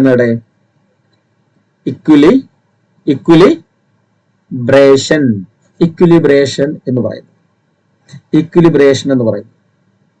മനസ്സിലായാടെ? ക്ലിയർ ആണോ? ജസ്റ്റ് എക്സാമ്പിൾ വേറെ സിമ്പിൾ പെട്ടെന്ന് മനസ്സിലാവുന്ന ഉദാഹരണം കൂടി പറഞ്ഞുതരാം. വേറെ ഒരു തമാശ പോലുള്ള, അതായത് നമ്മൾ സ്കൂളിൽ പരീക്ഷ എഴുതുന്ന സമയത്ത് ബിറ്റ് കൊണ്ടുപോകുന്നു. നമ്മൾ സുഖമായിട്ട് എഴുതിക്കൊണ്ടിരിക്കുന്നു, പെട്ടെന്ന് സ്ക്വാഡ് വരുന്നു. സുഖമായിട്ട് എഴുതിക്കൊണ്ടിരിക്കുമ്പോ എന്ത് ചെയ്യും? നമ്മൾ ഏതവസ്ഥയിലാ? ഇക്വിലിബ്രിയത്തില്. പെട്ടെന്ന് സ്ക്വാഡ് കയറി വരുമ്പോ നമ്മൾ ഏത് ഇക്വിലിബ്രിയത്തിലാവും? ഡിസ്ഇക്വിലിബ്രിയത്തിലാവും. പിടിച്ചില്ലെങ്കിൽ വീണ്ടും നമ്മൾ എന്തിലേക്കാവും? സ്ക്വാഡ് വന്ന് നമ്മള് ഇക്വിലിബ്രിയത്തിലേക്കാവും. അല്ലെങ്കിൽ നിങ്ങൾ ക്ലാസ് ഇരിക്കുകയാണ്, റൂമൊക്കെ അടച്ച് ഫാനൊക്കെ ഇട്ടിരിക്കുകയാണ്, പെട്ടെന്ന് കറണ്ട് പോയാലോ? ഇപ്പൊ നിങ്ങൾ ഇക്വിലിബ്രിയത്തിലല്ലേ? ഇപ്പൊ നിങ്ങൾ ഇക്വിലിബ്രിയത്തിലാണോ? നിങ്ങളുടെ മനസ്സ് ഇക്വിലിബ്രിയത്തിലാണോ? ആണ്. പെട്ടെന്ന് കറണ്ട് പോയാലോ?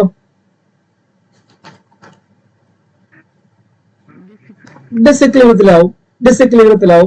വീണ്ടും കറണ്ട് വരുമ്പോഴത്തേക്ക് നമ്മൾ വീണ്ടും, അതായത് ഇക്വിലിബ്രിയത്തിലാവും വെച്ചാൽ ഭയങ്കര ചൂട്, വീണ്ടും ചൂട് എന്നൊക്കെ പറഞ്ഞിട്ട് നമ്മൾ ഡിസ്ഇക്വിലിബ്രിയത്തിലാവും. പെട്ടെന്ന് കറണ്ടൊക്കെ വരുമ്പോൾ ഫാനൊക്കെ ഇടുമ്പോഴത്തേക്ക് വീണ്ടും നമ്മൾ ഇക്വിലിബ്രിയത്തിലേക്ക് മാറും.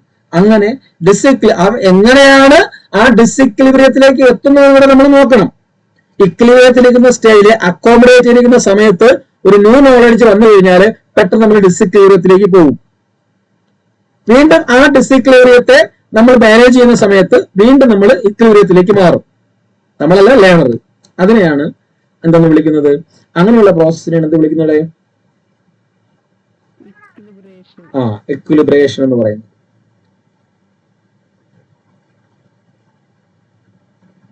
മനസ്സിലായില്ല? അതായത് നമ്മള് ഒരു പുതിയ അറിവിനെ, പുതിയ നോളജിനെ, ഒരു ന്യൂ നോളജിനെ സ്വീകരിക്കുമ്പോൾ നമ്മൾ എന്തിലായി? ഏതവസ്ഥയിലായി? ന്യൂ നോളജിനെ സ്വീകരിക്കുന്നതിന് ഏത് അവസ്ഥയിൽ വിളിക്കുന്ന പേരെന്താ? Reception of new knowledge, that is known as, അല്ലെങ്കിൽ റിസീവിംഗ് ഓഫ് ന്യൂ നോളജ്. അതിനെന്താ വിളിക്കുന്നത്? മനസ്സിലാക്കി പറയും നിങ്ങൾ. പുതിയ അറിവിനെ സ്വീകരിക്കുന്ന പ്രോസസ്സിനെ എന്താ വിളിക്കുന്നത്? പുതിയ അറിവിനെ സ്വീകരിക്കുന്ന പ്രോസസ് ഏതാ? അക്കോമഡേഷൻ.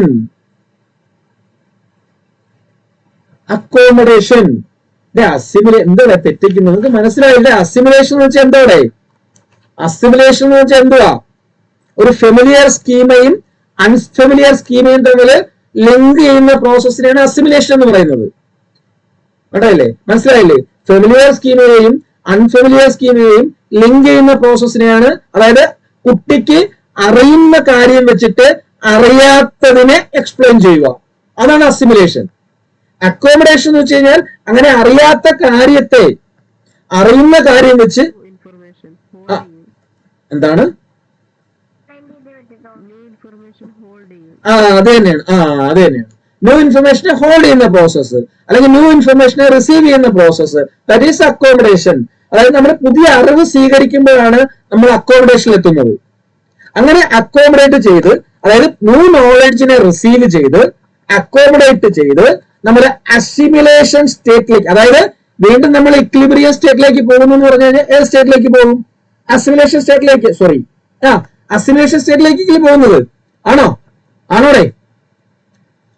ഡിസ്ഇക്വിലിബ്രിയത്തിൽ നിന്നും ഇക്വിലിബ്രിയത്തിലേക്ക് പോകുക എന്ന് പറഞ്ഞാൽ നമ്മൾ വീണ്ടും അസിമിലേഷൻ സ്റ്റേജിലേക്കല്ലേ പോകുന്നത്?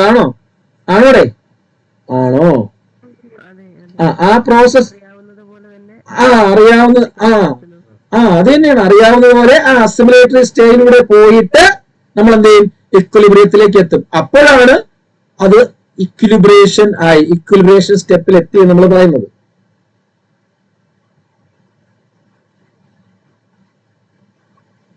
അതായത് നമ്മുടെ ലൈഫിലെ തന്നെ ഏത് സിറ്റുവേഷൻ എടുത്തു കഴിഞ്ഞാലും, ഏതൊരു പ്രോബ്ലം എടുത്തു കഴിഞ്ഞാലും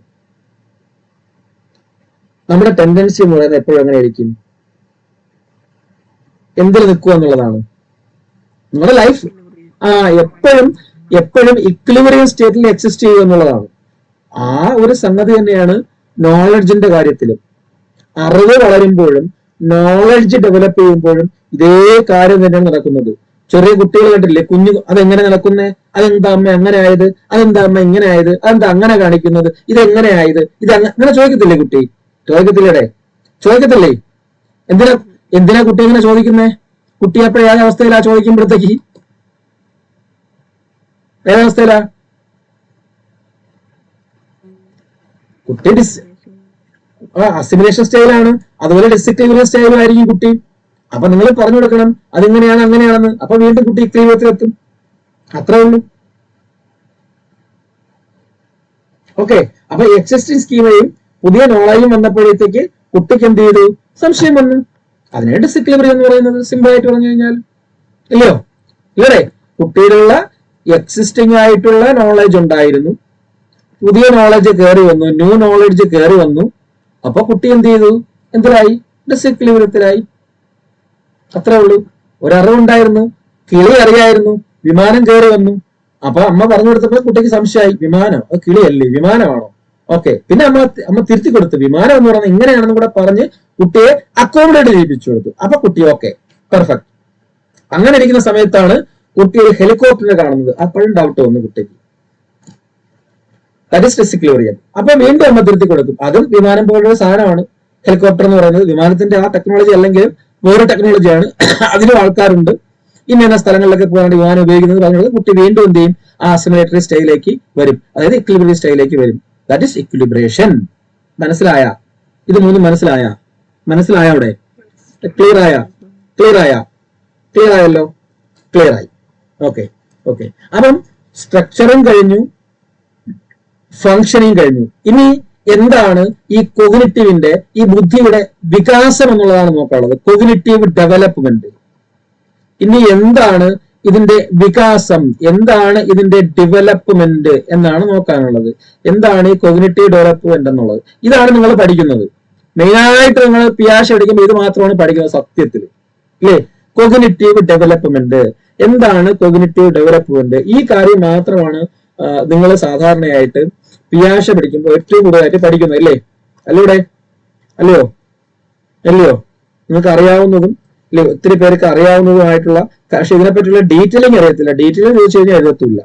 അതാണ് വേറൊരു പ്രശ്നവും. അതിന്റെ വേറൊരു പ്രശ്നമാണ്, പഠിക്കുമ്പോഴത്തേക്കും മൊത്തം പഠിക്കത്തില്ല, അവിടെ നിന്ന് കയറി പഠിക്കും. അപ്പോഴും സംഭവിക്കുന്ന ഒരു പ്രശ്നമാണ് ഈ നമ്മളിപ്പോ പരീക്ഷയ്ക്ക് ചോദിച്ചുള്ള ക്വസ്റ്റ്യൻസ് എഴുതാൻ പറ്റില്ല. അപ്പൊ ഡെവലപ്മെന്റിലേക്ക് പോകാം. ഡെവലപ്മെന്റിനെ പറ്റി സംസാരിക്കുമ്പോഴത്തേക്ക്, ഡെവലപ്മെന്റിനെ പറ്റി പറയുമ്പോഴത്തേക്ക് നമ്മളിപ്പോ പഠിച്ചുകൊണ്ടുവന്ന കാര്യത്തെ പറ്റി ഒരു ഫ്ലോ ചാർട്ട് കാണിച്ചു തന്നിട്ട് ക്വസ്റ്റ്യൻ ചോദിച്ചെങ്കിൽ അസിമുലേഷൻ, വെറുതെ മനസ്സിലാകാൻ വേണ്ടി അസിമുലേഷൻ,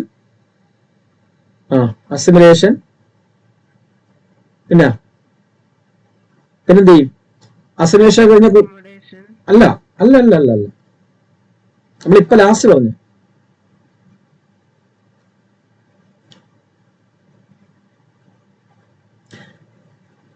അസിമുലേഷൻ കിട്ടിക്കഴിഞ്ഞാൽ കുട്ടി ഏതിലായിരിക്കും? ഇക്വിലിബ്രിയത്തിലാവും കുട്ടി. അസിമുലേഷൻ ആയി കഴിഞ്ഞാൽ കുട്ടി ഇക്വിലിബ്രിയത്തിലാവുമല്ലോ. ഇക്വിലിബ്രിയത്തിലാവുമ്പോഴാണ് കുട്ടിക്ക് എന്ത് വരുന്നത്? വിമാനം വരുന്നത്. അപ്പൊ ഒരു ന്യൂ സിറ്റുവേഷൻ വരികയാണ്, അല്ലെ? ഒരു പുതിയ സിറ്റുവേഷൻ അല്ലെങ്കിൽ ന്യൂ നോളജ് വരികയാണ്, പുതിയ അറിവ് വരികയാണ്. അപ്പൊ കുട്ടി എന്താവും? ന്യൂ സിറ്റുവേഷൻ വരുന്ന കുട്ടി എന്താവും? കുട്ടി എന്ത് വരും? എന്ത് സംഭവിക്കും? ന്യൂ നോളജ് ഇവിടെ നിന്ന് വന്നു. അപ്പൊ കുട്ടിക്ക് എന്ത് സംഭവിക്കും?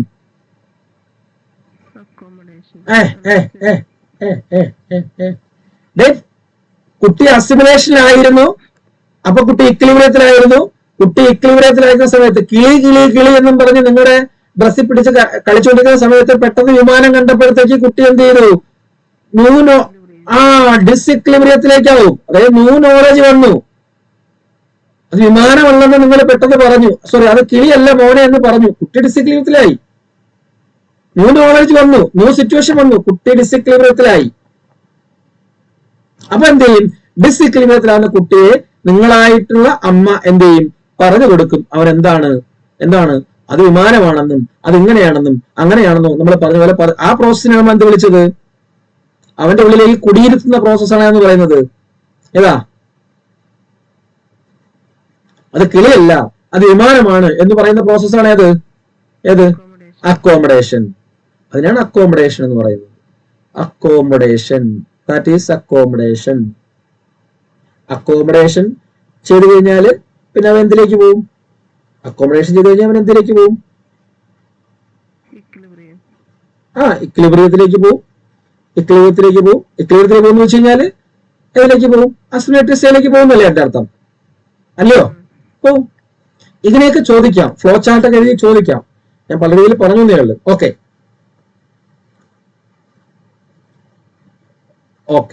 അപ്പൊ കോഗ്നിറ്റീവ് ഡെവലപ്മെന്റിനെ പറ്റി പറയാം. അപ്പൊ ഡെവലപ്മെന്റിനെ പറ്റി പഠിക്കുമ്പോഴത്തേക്ക് നമുക്കറിയാം, പിയാഷെ ഡെവലപ്മെന്റിനെ പറ്റി പറയാൻ വേണ്ടി കുട്ടിയുടെ ബുദ്ധി വളർച്ച എങ്ങനെ വികസിക്കുന്നു എന്ന് കാണിക്കുന്നത് പല പല ഘട്ടം ഘട്ടമായിട്ടാണ്. അത് പ്രധാനമായിട്ടും നാല് സ്റ്റേജസുകളിലൂടെയാണ് പിയാഷെ അത് കാണിക്കുന്നത്,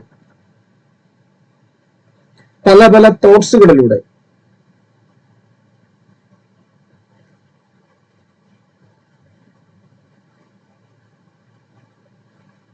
അതായത് ഒരു കുട്ടി വളരുന്നത് ഇങ്ങനെ ഗ്രാജുവൽ ആയിട്ട് വളർന്നുകൊണ്ടിരിക്കുകയല്ല. അല്ലെങ്കിൽ ഒരു കുട്ടിയുടെ വികാസം എന്ന് പറയുന്നത്, ഒരു ലേണറിന്റെ ഡെവലപ്മെന്റ് എന്ന് പറയുന്നത് ഗ്രാജുവൽ ആയിട്ടുള്ള വളർച്ചയല്ല, ഗ്രോത്ത് അല്ല, ഡെവലപ്മെന്റ് അല്ല. ആ വളർച്ച എന്ന് പറയുന്നത് ഘട്ടം ഘട്ടമായിട്ട്, സ്റ്റെപ്പ് ബൈ സ്റ്റെപ്പ് ആയിട്ടാണെന്നാണ് പിയാഷെയുടെ അഭിപ്രായത്തിൽ പിയാഷെ പറയുന്നത്. അതിൽ ഒന്നാമത്തെ ഘട്ടം എന്ന് പറയുന്നത്, ഞാൻ ഓരോ സ്റ്റെപ്പ് ബൈ സ്റ്റെപ്പ് ആയിട്ട് വരയ്ക്കുകയാണ് നമുക്ക് മനസ്സിലാകാൻ വേണ്ടി മാത്രം. ഒന്നാമത്തെ ഘട്ടം എന്ന് പറയുന്നത് ഓരോന്നായിട്ട് വരയ്ക്കാം. ഞാൻ ഇപ്പം നമ്മളിങ്ങനെ വരയ്ക്കുകയാണെങ്കിൽ ഇങ്ങനെ വരച്ച് പോകാൻ പറ്റും. ഇങ്ങനെ തന്നെ ഓരോ സ്റ്റെപ്പ് ആയിട്ടാണ് പോകുന്നത്. ഓരോ സ്റ്റെപ്പ്, ഒന്നാം ഘട്ടം, രണ്ടാം ഘട്ടം, മൂന്നാം ഘട്ടം, നാലാം ഘട്ടം, ഇങ്ങനെ ഓരോ ഘട്ടമായിട്ടാണ്. അതിൽ പിയാഷെ ഓരോ കാര്യം 0 to 1 അല്ല 2 അല്ലേ, 0 to 2 വരെ ഒരു ഘട്ടം, 2 to 7 വരെ മറ്റൊരു ഘട്ടം, 7 മുതൽ 11 വരെ വേറൊരു ഘട്ടം, പിന്നെ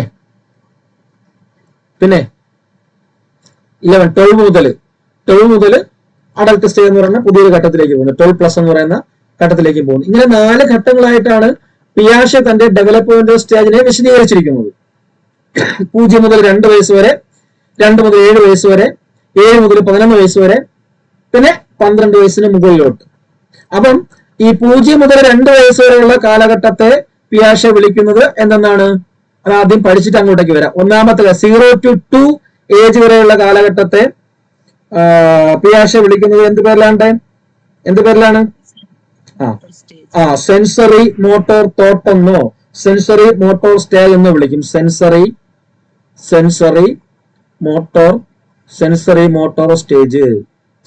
മോട്ടോർ സ്റ്റേജ്. ഇനി 2 to 7 ആണെങ്കിലോ പ്രീ ഓപ്പറേഷണൽ. ഇത് എല്ലാ പരീക്ഷയ്ക്കും, നെറ്റിനും, സെറ്റിനും, കാറ്ററ്റിനും, IAS-നും, സിവിൽ സർവീസിനും എല്ലാത്തിനും ചോദിക്കുന്ന ഒരു പാർട്ടാണ് പിയാഷെ എന്ന് പറയുന്നത്. സൈക്കോളജിയിൽ ഏതെങ്കിലും ഒരു ക്വസ്റ്റ്യൻ ചോദിക്കും എപ്പോഴും. കൂടുതലും ഡെവലപ്മെന്റ് ആണ് ചോദിക്കുന്നത്. പിന്നെ ഈ നമ്മളെ പഠിച്ച ഫംഗ്ഷനിങ് എന്ന് പറയുന്നത് തിയററ്റിക്കൽ ആയിട്ടാണ് ചോദിക്കുന്നത് കൂടുതലും. മറ്റുള്ള ക്വസ്റ്റ്യനുകൾ ഉൾപ്പെടുത്തിയിട്ട് ഒരു തിയററ്റിക്കൽ ബേസിലാണ്, ഒരു ഫംഗ്ഷൻ ലെവൽ ക്വസ്റ്റ്യൻസ് ആയിട്ടാണ് ചോദിക്കുന്നത്.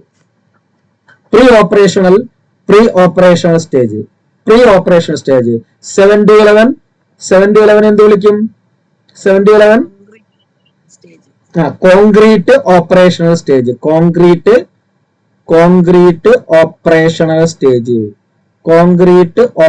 Stage. Last stage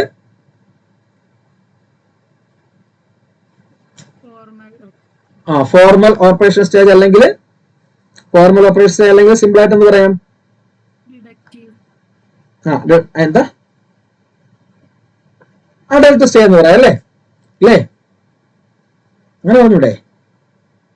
formal operational stage, adult phase, formal operation stage. അപ്പൊ ഇങ്ങനെ 4 ഘട്ടമായിട്ടാണ് പിയാഷെ തന്റെ ഡെവലപ്മെന്റൽ പ്രോസസ്സിനെ വിശദീകരിച്ചിരിക്കുന്നത്. ഇവിടെ നിന്ന് ധാരാളം ക്വസ്റ്റ്യൻസ് പല മെത്തേഡ്സിൽ, പല മോഡലിൽ നമ്മളോട് ചോദിക്കാം. അപ്പൊ നമ്മൾ ഓരോ ഘട്ടത്തെയും വിശദമായിട്ട് സ്റ്റഡി ചെയ്യണം. കാണാപ്പാടം പഠിക്കേണ്ട, സിമ്പിൾ ആണ്. ഇവിടെ നിന്നാണ് നമ്മളുടെ ഇപ്പം നമ്മളിപ്പോ ഡിസ്കസ് ചെയ്ത ക്വസ്റ്റ്യൻ ചോദിച്ചിരിക്കുന്നത്. ഈ ഒരു ഭാഗത്തു നിന്നാണ് ചോദിച്ചിരിക്കുന്നത്. തൊട്ട് മുമ്പത്തെ ക്വസ്റ്റ്യനിലും ചോദിച്ചിട്ട് അത് നമുക്ക് നോക്കാം, വർക്കൗട്ട് ചെയ്യാം. അപ്പം ഒന്നാമത്തെ ഘട്ടം ഞാൻ വരയ്ക്കുകയാണ്. Sensory motor stage. ഒന്നാമത്തെ ഘട്ടം ഞാൻ വരയ്ക്കുകയാണ്. Sensory motor stage, first stage. ഇതൊരു ഐഡിയ കിട്ടുന്നതിന് വേണ്ടിയിട്ടാണ് ഞാൻ ഇങ്ങനെ പടമൊക്കെ വരയ്ക്കുന്നത്, അത്രേ ഉള്ളൂ. സെൻസറി മോട്ടോർ സ്റ്റേജ് എന്ന് പറയുന്നത് എത്രയാണ്? വയസ്സ് എത്രയുണ്ട്? 0 to 2 ഇയർ അല്ലേ? 0 മുതൽ 2 വയസ്സ് വരെയുള്ള കാലഘട്ടമാണ് സെൻസറി മോട്ടോർ സ്റ്റേജ് എന്ന് പറയുന്നത്. ആദ്യത്തെ സ്റ്റേജ്, അതായത് 0 എന്ന് പറയുമ്പോൾ ബർത്ത് മുതൽ 2 വയസ്സാവുന്നത് വരെ. ഓക്കെ. അപ്പൊ ഇവിടെ ഈ സെൻസറി മോട്ടോർ സ്റ്റേജില് sensory sensory sensory motor stage sensory sensory motor stage എന്ന് പറയുമ്പോൾ അതിൽ തന്നെ അവിടെ തന്നെ അതിന്റെ അർത്ഥങ്ങളും മീനിങ്ങുകളും കാര്യങ്ങളും എല്ലാം ഉണ്ട്. എന്താണ് എന്താണ് എന്താണ് സെൻസറി മോട്ടോർ സ്റ്റേജ് എന്ന് പറയുമ്പോഴത്തേക്ക് എന്താണ്, എന്ത് വെച്ചിട്ടാണ് ഇവിടെ നോളജ് ഉണ്ടാക്കുന്നത്? കുട്ടി അറിവുകൾ ശേഖരിക്കുന്നത്, ന്യൂ നോളജിനെ ക്രിയേറ്റ് ചെയ്യുന്നത്, ന്യൂ സ്കീമിനെ സ്വീകരിക്കുന്നത് എന്ത് വെച്ചിട്ടാണ്? എന്തിനെ ഡിപ്പെൻഡ് ചെയ്യുന്നതാണ്? സെൻസ് ഓർഗൻ അല്ലെ? നമ്മുടെ 5 സെൻസ് ഓർഗൻസിനെ വെച്ചുകൊണ്ടാണ് കുട്ടി അറിവ് ശേഖരിക്കുന്നത് അല്ലേ? അതുപോലെ തന്നെ നമുക്കറിയാം ഈ 0 to 2 ഇയർ എന്ന് പറയുന്നത് ഒരു ഡ്രാസ്റ്റിക് ആയിട്ടുള്ള ഗ്രോത്ത് ഉണ്ടാകുന്ന കാലഘട്ടമാണ്. പെട്ടെന്ന് വളരും കുട്ടി, ഡ്രാസ്റ്റിക് ഗ്രോത്ത് ഉണ്ടാകുന്ന കാലഘട്ടമാണ് അല്ലേ?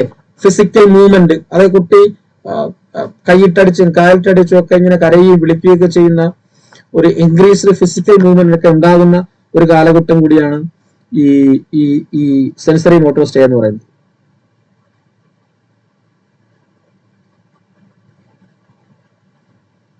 ഈ ഡ്രാസ്റ്റിക് ഗ്രോത്ത് ഉണ്ടാകുന്നു, അല്ലെങ്കിൽ ഇൻക്രീസ്ഡ് ഫിസിക്കൽ മൂവ്മെന്റ് എന്ന് പറഞ്ഞു കഴിഞ്ഞാല് ഇൻക്രീസ്ഡ് ഫിസിക്കൽ മൂവ്മെന്റ്, ഞാൻ ഇങ്ങനെ പറയാനുള്ള കാരണം ഈ രണ്ടും വെച്ചുകൊണ്ട് ക്വസ്റ്റ്യൻ ചോദിച്ചിട്ടുണ്ട്. ഡ്രാസ്റ്റിക് ഗ്രോത്ത് എന്നും ഇൻക്രീസ്ഡ് ഫിസിക്കൽ മൂവ്മെന്റ്, ഈ ഡ്രാസ്റ്റിക് ഗ്രോത്തും ഇൻക്രീസ്ഡ് ഫിസിക്കൽ മൂവ്മെന്റും ഉണ്ടാകുന്ന പിയാഷയുടെ ഡെവലപ്മെന്റ് സ്റ്റേജ് എന്ന് ചോദിച്ചിട്ടുണ്ട്. നമ്മളത് നോക്കത്തില്ല, പഠിക്കത്തില്ല, കൺഫ്യൂഷൻ വരും. പ്രീ ഓപ്പറേഷൻ ആണോ അല്ലേ സെൻസറി ആണോ? ഇത് രണ്ടും തമ്മിൽ അങ്ങോട്ടും ഇങ്ങോട്ടും വാദഗതികൾ ഉയർത്തും അങ്ങനെ question ചോദിക്കുമ്പോഴത്തേക്ക്.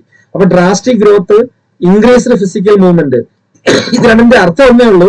Drastic growth or increased physical movement എന്ന് പറഞ്ഞു കഴിഞ്ഞാൽ അതിന്റെ അർത്ഥം എന്ന് പറഞ്ഞാൽ ഇത്രയേ ഉള്ളൂ.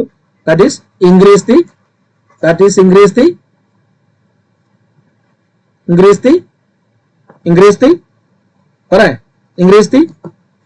എന്ത് ഡെവലപ്പ് ചെയ്യുന്നു? എന്ത് ഇൻക്രീസ് ചെയ്യുന്നു? ഡ്രാസ്റ്റിക് ആയിട്ടുള്ള ഗ്രോത്ത് ഉണ്ടാവുന്നു, ഫിസിക്കൽ ഗ്രോത്ത് ഇൻക്രീസ് ചെയ്യുന്നു, ഫിസിക്കൽ മൂവ്മെന്റുകൾ ധാരാളമായിട്ട് ഉണ്ടാവുന്നു എന്ന് പറഞ്ഞു കഴിഞ്ഞാൽ കുട്ടികൾ എന്ത് വികസിക്കുന്നു? എന്തിന് ഇൻക്രിമെന്റ് ഉണ്ടാവുന്നു? ഇൻക്രീസ് ഉണ്ടാവുന്നു? അല്ല, സിമ്പിൾ ആയിട്ട് പിയാഷയുടെ അഭിപ്രായത്തിൽ പറയാം, എന്തുണ്ടാവുന്നു? ഇൻക്രീസ് ദി കോഗ്നിറ്റീവ് ഡെവലപ്മെന്റ് അല്ലേ? Cognitive development, increase the cognitive development. കുട്ടി പലതരത്തിലുള്ള സൗണ്ടുകൾ പ്രകടിപ്പിക്കും, പലതരത്തിലുള്ള കാലം കേട്ട് പിടിക്കും, പലതരത്തിലുള്ള ജസ്റ്റേഴ്സ് കാണിക്കും, ഒരേ കാര്യത്തിന് വേണ്ടി ഭയങ്കരമായിട്ടുള്ള ഒരു കൊഗ്നിഷനാണ് അപ്പൊ കുട്ടികൾ നടക്കുന്നത്. ഇനി അടുത്ത HSC ചോദിച്ചത് ഇവിടെ നിന്ന് ചോദിച്ചിട്ടുള്ളത് ഒബ്ജക്റ്റ്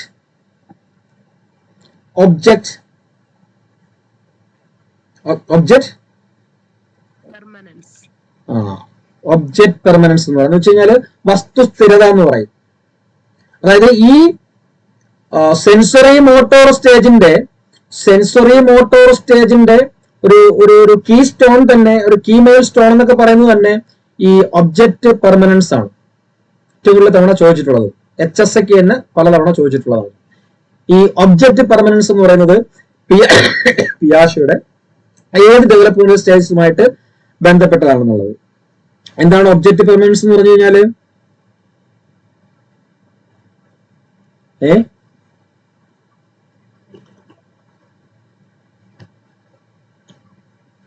എന്താണ്ടേ? അതായത് സിമ്പിൾ ആയിട്ട് പറഞ്ഞു കഴിഞ്ഞാല് നിങ്ങൾ എന്ത് ചെയ്യുന്നു? നിങ്ങളും കുട്ടിയും കൂടി എന്ത് എന്താണ്? പറഞ്ഞോ അറിയാവുന്ന പറഞ്ഞോ. നമ്മുടെ കണ്ണിന് മുമ്പിൽ കാണുമ്പോ മാത്രം ഓർമ്മ, മാറിക്കഴിയുമ്പോ മറന്നു പോകുന്നു.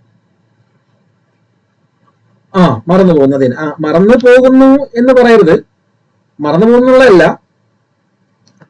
ഒബ്ജക്റ്റ് പെർമനൻസ് എന്ന് പറയുമ്പോൾ ഇവിടെ പിയാഷ അഭിപ്രായത്തില് കുട്ടിക്ക്, നിങ്ങൾ കുട്ടിയും അമ്മയും കൂടെ ഒരു പാവയായിട്ട് കളിച്ചുകൊണ്ടിരിക്കുകയാണ്.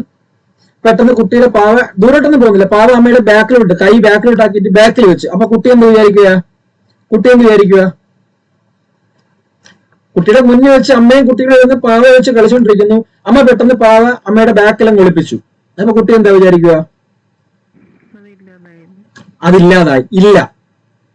ഇല്ല, അങ്ങനെ ഒരു സംഭവമേ ഇല്ല, മറന്നു പോകുന്നതല്ല, അതില്ല എന്ന് പറഞ്ഞു കഴിഞ്ഞാല്, അതായത് കുട്ടിക്ക് ഈ 2 വയസ്സ് വരെയുള്ള കുട്ടികളുടെ കോഗ്നിറ്റീവ് ആയിട്ടുള്ള ഡെവലപ്മെന്റിൽ അവർക്ക് സംഭവിക്കുന്നത്, അവർക്ക് അവന്റെ കണ്ണിൽ മുന്നിൽ കാണുന്നത് മാത്രമേ എന്ത് ചെയ്യുന്നുള്ളൂ? എക്സിസ്റ്റ് ചെയ്യുന്നുള്ളൂ. കൺമുന്നിൽ കാണുന്നത് കൺമുന്നിൽ എന്ത് കാണുന്നു അത് മാത്രമേ എക്സിസ്റ്റൻസ് ഉള്ളൂ. അല്ലാത്തതൊന്നും ഇല്ല. മറന്നുപോയല്ല, അല്ലാത്തതൊന്നും ഇല്ല, ആബ്സെന്റ് എന്നുള്ളതാണ്. അതാണ് പിയാഷെ പറയുന്നത്. മനസ്സിലായില്ലേ? ദാറ്റ് ഈസ് ഒബ്ജക്റ്റീവ് പെർമനൻസ് എന്ന് പറയുന്നത്. കൺമുന്നിൽ കാണുന്നത് മാത്രമേ എക്സിസ്റ്റ് ചെയ്യുന്നുള്ളൂ, അല്ലാത്തതൊന്നും അവിടെ ഇല്ല, ഈ ലോകത്തില്ല എന്നുള്ളതാണ് അവന്റെ ചിന്ത. ദാറ്റ് ഈസ് ഒബ്ജക്റ്റീവ് പെർമനൻസ് എന്ന് പറയുന്നത്. അപ്പം ഒബ്ജക്റ്റീവ് പെർമനൻസ് എന്ന് പറയുന്നത് very very very very important. അത് ഫസ്റ്റ് സ്റ്റേജിലാണ്, സെൻസറി മോട്ടോർ സ്റ്റേജിലാണ്, 0 to 2 yearsലാണ്. അതുപോലെ പിയാഷയുടെ ജെനറ്റിക് എപ്പിസ്റ്റമോളജിയിലെ 3 ഫങ്ഷൻസ് ഉള്ളതിന്റെ 3rd ഫംഗ്ഷനായ ഡെവലപ്മെന്റിന്റെ ഒരു പ്രോസസ്സാണ്, ഒരു സ്റ്റെപ്സ് ആണ് എന്നും കൂടി ഓർത്ത് വെച്ചിരിക്കുക. ദാറ്റ് ഈസ് ഒബ്ജക്റ്റീവ് അതാണ് ഒബ്ജക്റ്റീവ് പെർമനൻസ് എന്ന് പറയുന്നത്. പിന്നെ ഈ പ്രായത്തിലുള്ള കുട്ടികൾ സ്വാഭാവികമായിട്ടും എന്തായിരിക്കും? ഈഗോസെൻട്രിക് ആയിരിക്കും. ഇതും എനിക്ക് തോന്നുന്നു ഞാൻ ജസ്റ്റ് ഒന്ന് നോക്കിയതുള്ളായിരുന്നു, പലധികം നോക്കിയതുള്ളായിരുന്നു. ഇത് ഇപ്പൊ കേട്ടിട്ട് നാച്ചുറൽ സയൻസ് ചോദിച്ചിട്ടുണ്ട്. ഈഗോസെൻട്രിക് എന്താണ്? ഈഗോസെൻട്രിക് എന്ന് പറഞ്ഞു കഴിഞ്ഞാല് എന്തോടെ? What is egocentric?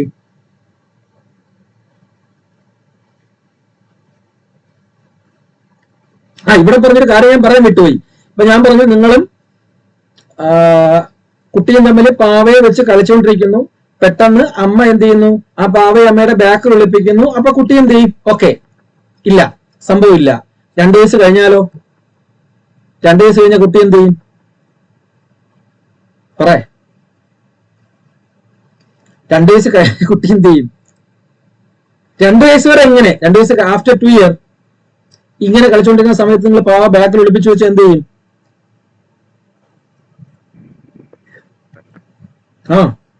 പറയും. എന്തിവിടെ? എന്ത് ചെയ്യും? തൊട്ട മുകളിലെ സ്റ്റേജ് മനസ്സിലാക്കാൻ വേണ്ടിയാണ് നമ്മൾ പറഞ്ഞു തരുന്നത്. എന്ത് ചെയ്യും? കുട്ടി എന്ത് ചെയ്യും? നിങ്ങൾക്ക് അനുഭവം ഉള്ളതല്ലേ? കരയൂ. എന്ത് ചെയ്യും? കുട്ടി നിങ്ങളുടെ ബാക്കിലോ നോക്കത്തില്ലയോ? അല്ലേ? ചെറിയ കൊഞ്ചലോട് കൂടി പറയും ചെയ്യും, ഞാൻ കണ്ടുപിടിച്ചെന്നോ കണ്ടെന്നോ, അല്ലെങ്കിൽ അല്ലയോടെ? അത് അടുത്ത സ്റ്റേജിലാണ് സംഭവിക്കുന്നത്, പ്രീ ഓപ്പറേഷൻ സ്റ്റേജിലാണ് സംഭവിക്കുന്നത്. അതായത് ലാംഗ്വേജ് ഡെവലപ്മെന്റ് ഒരു അടിത്തറ ഉണ്ടാകുന്ന കാലഘട്ടമാണ് ഏതെന്ന് പറയുന്നത്. ഏത്? ഇതിന്റെ തൊട്ട് മുകളിലത്തെ സ്റ്റേജ് പ്രീ ഓപ്പറേഷണൽ. അപ്പൊ അവിടെ കുട്ടിക്ക് സംസാരിക്കാനൊക്കെ പഠിക്കും കുട്ടി. അതിലേക്ക് വരാം നമ്മള്. അതുകൊണ്ടാണ് കുട്ടി നിങ്ങളുടെ ബാക്കിൽ നോക്കുന്നത്. ഇവിടെ ബാക്കിൽ നോക്കാൻ പറ്റത്തില്ല, നടന്നു തുടങ്ങത്തില്ല. ഓക്കെ, അപ്പം ഈഗോസെൻട്രിക് ആയിരിക്കും ഈ ഘട്ടത്തില്. സെൻസറി മോട്ടോർ സ്റ്റൈൽ ഈഗോസെൻട്രിക് എന്ന് പറഞ്ഞു കഴിഞ്ഞാൽ എന്താ പറയാ? ഈഗോസെൻട്രിക് എന്ന് വെച്ചാൽ എന്താ? ഈഗോ, അഹങ്കാരോ, അഹന്തേ?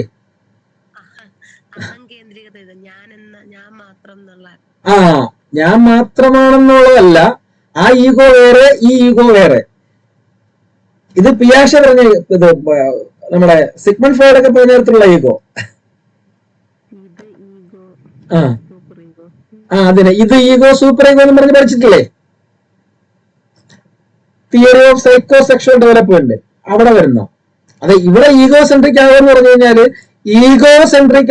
കഴിഞ്ഞാല് ആ കുട്ടിയുടെ മുന്നിലുള്ള കുട്ടിയുടെ അച്ഛനും കുട്ടിയുടെ അമ്മയും കുട്ടിയുടെ അപ്പൂപ്പനും, ഇനി കുട്ടിക്ക് സഹോദരങ്ങളോ സഹോദരിമാരോ സഹോദരങ്ങളോ ആരുണ്ടെങ്കിലും അവരെല്ലാവരും ആരെപ്പോലെയാണെന്ന് വിചാരിക്കും കുട്ടി? പറയേ. ആ കുട്ടിയെ പോലെയാണെന്ന്. That is egocentrism. എന്നെ പോലെയാണ് നിങ്ങൾ എല്ലാവരും, ബാക്കിയുള്ള എല്ലാവരും എന്നെ പോലെയാണ് എന്നാണ് കുട്ടിയുടെ വിചാരം. നമുക്കങ്ങനെ ചിന്തിക്കാൻ പറ്റൂ? നമുക്കങ്ങനെ ചിന്തിക്കാൻ പറ്റുമെന്നാ? അല്ലേ? നമുക്കങ്ങനെ ചിന്തിക്കാൻ പറ്റത്തില്ലല്ലോ. കുട്ടി ഒറ്റയ്ക്ക് ഇട്ടിട്ട് പോകാൻ പറ്റൂ? കുട്ടി ഒറ്റയ്ക്ക് 0-2 വയസ്സുള്ള കാലഘട്ടത്തിൽ എവിടെയെങ്കിലും ഒറ്റയ്ക്ക് ഇരുത്താൻ പറ്റൂ? ഒന്നും പറ്റത്തില്ലല്ലോ. കുട്ടിയുടെ വിചാരം ഞാൻ അമ്മയെ പോലെയാണ്, ഞാൻ അച്ഛനെ പോലെയാണ്, ഞാൻ അപ്പൂപ്പനെ പോലെയാണ്. That is egocentrism. അതായത് ബാക്കിയുള്ള എല്ലാവരും കുട്ടിയെ പോലെയാണെന്ന് ചിന്തിക്കുന്ന തരത്തിലുള്ള ഒരു തിങ്കിങ് ആണ് ഈഗോസെൻട്രിസം എന്ന് പറയുന്നത്. അപ്പം ഈ ഒരു പ്രായത്തിലും കുട്ടി ഈഗോസെൻട്രിക് ആയിരിക്കും. അപ്പൊ പ്രധാനമായിട്ടും നമ്മൾ നോക്കേണ്ടത് ഇത്രയും കാര്യങ്ങളാണ്. എന്താണ്ടേ ഈ സെൻസറി മോട്ടോർ സ്റ്റേജില് ഇത്രയും കാര്യങ്ങളാണ് നമ്മൾ പ്രധാനമായിട്ടും ഐഡന്റിഫൈ ചെയ്യേണ്ടത്. സെൻസ് ഓർഗൻസ് വെച്ചിട്ടുള്ള ഒരു കോഗ്നിറ്റീവ് ഡെവലപ്മെന്റ് ആണ് ഇവിടെ വരുന്നത്. ഡ്രാസ്റ്റിക് ആയിട്ടുള്ള ഗ്രോത്ത് ആണ്, ഇൻക്രീസ് ആയിട്ടുള്ള ഫിസിക്കൽ മൂവ്മെന്റ് ആണ് എന്ന് പറഞ്ഞു കഴിഞ്ഞാൽ അതായത് വളരെ ഇൻക്രീസ് ആയിട്ടുള്ള കോഗ്നിറ്റീവ് ഡെവലപ്മെന്റ് ആണ്. ഒബ്ജക്റ്റ് പെർമനൻസും ഈഗോ സെൻട്രിസം ആണ് മെയിൻ ആയിട്ടുള്ള പ്രധാനപ്പെട്ട ക്യാരക്ടറിസ്റ്റിക് ഫീച്ചേഴ്സ് എന്ന് പറയുന്നത്. അത് വളരെ നന്നായിട്ട് നോക്കി വെച്ചിരിക്കുക. ഒരുപാട് തവണ ചോദിച്ചതാണ്. ഓക്കെ, ക്ലിയർ ആണോ? അവിടെ ക്ലിയർ ആണോ? ഈ ഈഗോ സെൻട്രിസത്തിന് പകരം വേണമെങ്കിൽ കുറച്ചുകൂടി നമ്മളെ നെറ്റിനൊക്കെ ചോദിക്കുമ്പോഴത്തേക്ക് ഈഗോ സെൻട്രിസിന് വരെ അവിടെ വേറൊരു വാക്കിനിട്ട് ചോദിക്കാറുണ്ട്. ബാക്കിയുള്ള എക്സാമിന് ഞങ്ങളുടെ കണ്ടിട്ടില്ല. പിന്നെ സീറ്റെറ്റിന്റെ എക്സാമിനൊക്കെ ആ ടൈം ഇട്ട് ചോദിക്കാറുണ്ട്. സീറ്റെറ്റിന്റെ ചോദിക്കുമ്പോഴത്തേക്ക് നമ്മുടെ കേറ്ററ്റിന്റെ ക്വസ്റ്റ്യനിലും അല്ലെങ്കിൽ HSന്റെ ക്വസ്റ്റ്യനിലും ഞാൻ അങ്ങനെ കണ്ടിട്ടില്ല. ഞാൻ കാണാത്തതുകൊണ്ടാണെന്ന് അറിയത്തില്ല. ഈ ഈഗോ സെൻട്രിസത്തിന് പകരം വേറൊരു കാര്യം ഇവിടെ ചോദിക്കാം, വേറൊരു ടേം ഇട്ട് ചോദിക്കാം. അതാ ഇങ്ങനെ ചോദിക്കാം, ഗോൾ ഡിറക്റ്റഡ് ആക്ഷൻസ് എന്ന് പറഞ്ഞ് ചോദിക്കാം. ഇങ്ങനെ കണ്ടിട്ടുണ്ടോ ഓപ്ഷനിൽ എവിടെയെങ്കിലും? ഗോൾ ഡിറക്റ്റഡ് ആക്ഷൻ എന്ന് പറയുന്നത് കണ്ടിട്ടുണ്ടോ? ചോദിച്ചിട്ടുണ്ട് അല്ലേ? ഞാൻ കണ്ടിട്ടില്ല, അതുകൊണ്ട് ഞാൻ കാണാത്തതുകൊണ്ടായിരിക്കും. സീറ്ററ്റിൽ എപ്പോഴും ചോദിക്കും ഗോൾ ഡിറക്റ്റഡ് ആക്ഷൻസ്. എന്ന് വെച്ചാൽ എന്താ? കൈകാട്ടി എന്ത് ചെയ്യണം? കിടക്കുന്ന സമയത്ത് കൈകാട്ടി കഴിഞ്ഞാൽ എന്ത് ചെയ്യണം? എന്ത് ചെയ്യും?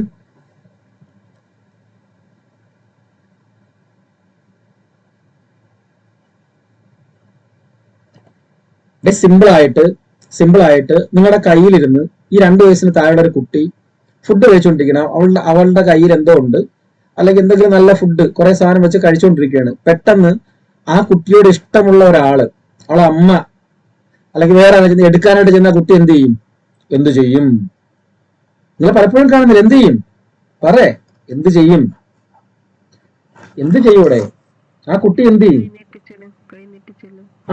എടുക്കാനായിട്ട് അപ്പൊ കൈനീട്ടി ചെല്ലുന്ന സമയത്ത് എന്താ ചെയ്യുന്ന കുട്ടി? കൈനീട്ടുന്ന സമയത്ത് എന്ത് ചെയ്യും? അതല്ല കുട്ടിയുടെ കയ്യിൽ ഒരു ഫുഡ് ഇരിക്കുകയാണ്. നിങ്ങൾ എടുക്കാനായിട്ട് ചെല്ലുമ്പോ കുട്ടി എന്താ ചെയ്യുന്നത്? ഓട്ടോമാറ്റിക് ആയിട്ട് ഈ കഴിക്കുന്ന സാധനം എന്ത് ചെയ്യും? ശ്രദ്ധിക്കൂ, കുട്ടി മാറ്റല്ല ചെയ്യുന്നത്. എന്താ ചെയ്യുന്നേ? മാറ്റത്തൊന്നുമില്ല. അതിനുള്ള ബുദ്ധിയൊന്നും ആയിട്ടില്ല കുട്ടിക്ക്. 0-2 വയസ്സ് സമയത്ത് കുട്ടി എന്ത് ചെയ്യും? ആ കുട്ടി അവിടെ ഡ്രോപ്പ് ചെയ്യും. അത് ഡ്രോപ്പ് ചെയ്യത്തില്ലേടെ? തറയിട്ടിട്ട് നിങ്ങൾ എടുക്കാനായിട്ട് നിങ്ങളെ കൂടെ വരും. അങ്ങനെയാണ് ചെയ്യുന്നത്. അതാണ് ഗോൾ ഡയറക്റ്റഡ് ആക്ഷൻസ് എന്നുള്ള ലെവലിൽ ചോദിച്ചു. അപ്പൊ അങ്ങനെയും ചോദിക്കാറുണ്ട്. ഗോൾ ഡയറക്റ്റഡ് ആക്ഷൻ എന്നുള്ള ലെവലിൽ, ആ ഒരു ലെവലിൽ നമ്മളോട് ചോദിക്കാറുണ്ട്. അപ്പൊ അതും കൂടി ഓർത്തിരിക്കുക. ഇനിയുള്ള 2 സ്റ്റേജസ് ആണ് വളരെ ഏറ്റവും കൂടുതൽ ക്വസ്റ്റ്യൻസ് ചോദിച്ചു കണ്ടിട്ടുള്ളത്. നമ്മളെ മനഃപൂർവ്വം തെറ്റിക്കുന്ന സംഗതികൾ. അതിൽ രണ്ടാമത്താണ് ഞാൻ വരയ്ക്കാൻ പോകുന്നത്. രണ്ടാമത്തെ സ്റ്റേജ് 11 വരെ ക്ലാസ് ഉണ്ട്. രണ്ടാമത്തെ സ്റ്റേജ്, സെക്കൻഡ് സ്റ്റേജ് എന്ന് പറയുന്നത് ബോറടിക്കുന്ന, അല്ലെ ഉറക്കം വരുന്ന, എന്താണ് അവസ്ഥ? കുഴപ്പമില്ലല്ലോ. ഓക്കെ, കുഴപ്പമില്ല. ഓക്കെ, അപ്പൊ സെക്കൻഡ് സ്റ്റേജ് എന്ന് പറയുന്നത്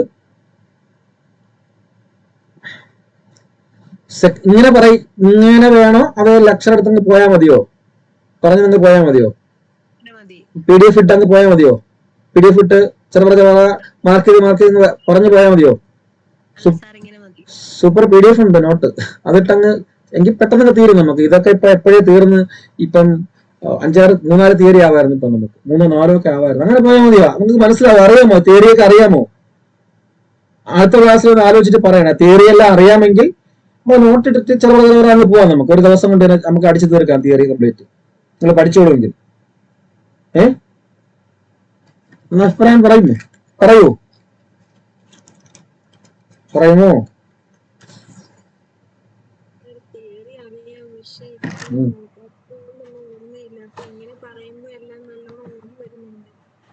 വരുന്നുണ്ട്, നോക്കാം. ഒരെണ്ണം കൂടെ നമുക്ക് നോക്കാം, നിങ്ങൾ എങ്ങനെയാണ് അതിന്റെ അപ്രോച്ച് നോക്കട്ടെ.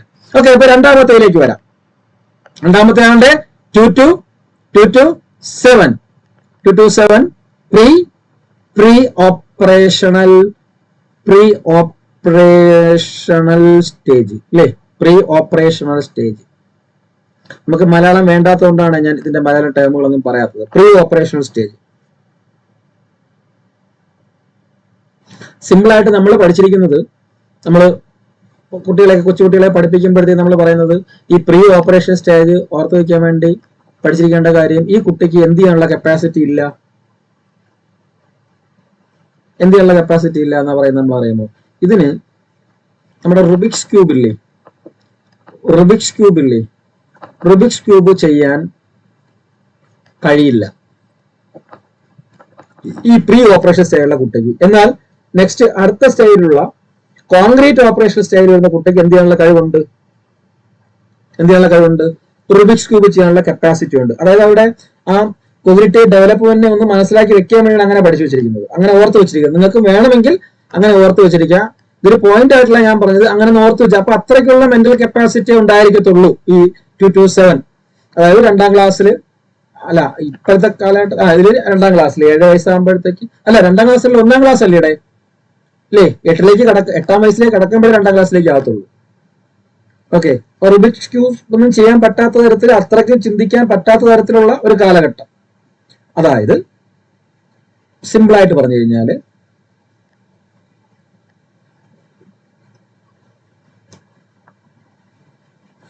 കോംപ്ലക്സ് ഓപ്പറേഷൻ ഒന്നും എന്ത് ചെയ്യാൻ പറ്റത്തില്ല.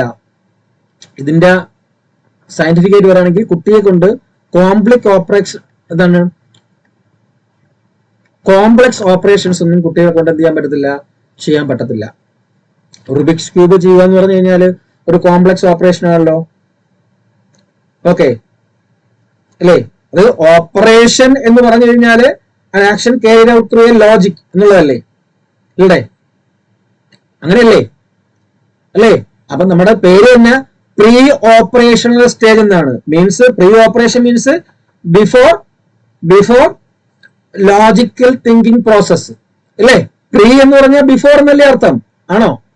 ആണോടെ? പ്രീ എന്ന് പറഞ്ഞാൽ ബിഫോർ എന്നാണ്, മുമ്പെന്നുള്ളതാണ്. പ്രീ ഡിഗ്രിക്ക് മുമ്പ്, പ്രീവിയസ് മുമ്പേ ഉള്ളത്, പ്രീവിയസ് എക്സാം കഴിഞ്ഞ എക്സാം, മുമ്പേ ഉള്ള എക്സാം കഴിഞ്ഞ എക്സാം. പ്രീ എന്ന് വെച്ച് കഴിഞ്ഞാൽ ബിഫോർ, മുമ്പ് എന്നുള്ള അർത്ഥമാണ്.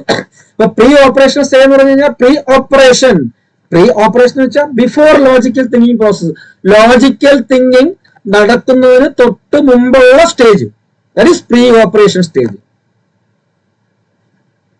ഓപ്പറേഷൻ മീൻസ് ഓപ്പറേഷൻ എന്ന് പറഞ്ഞു കഴിഞ്ഞാല് ഓപ്പറേഷൻ ഇവിടെ സർജറി എന്നുള്ള അല്ല. ഇവിടെ ഓപ്പറേഷൻ എന്ന് പറയുന്നത്, ഇവിടെ ഓപ്പറേഷൻ ഉദ്ദേശിക്കുന്നത് ആക്ഷൻ carried out through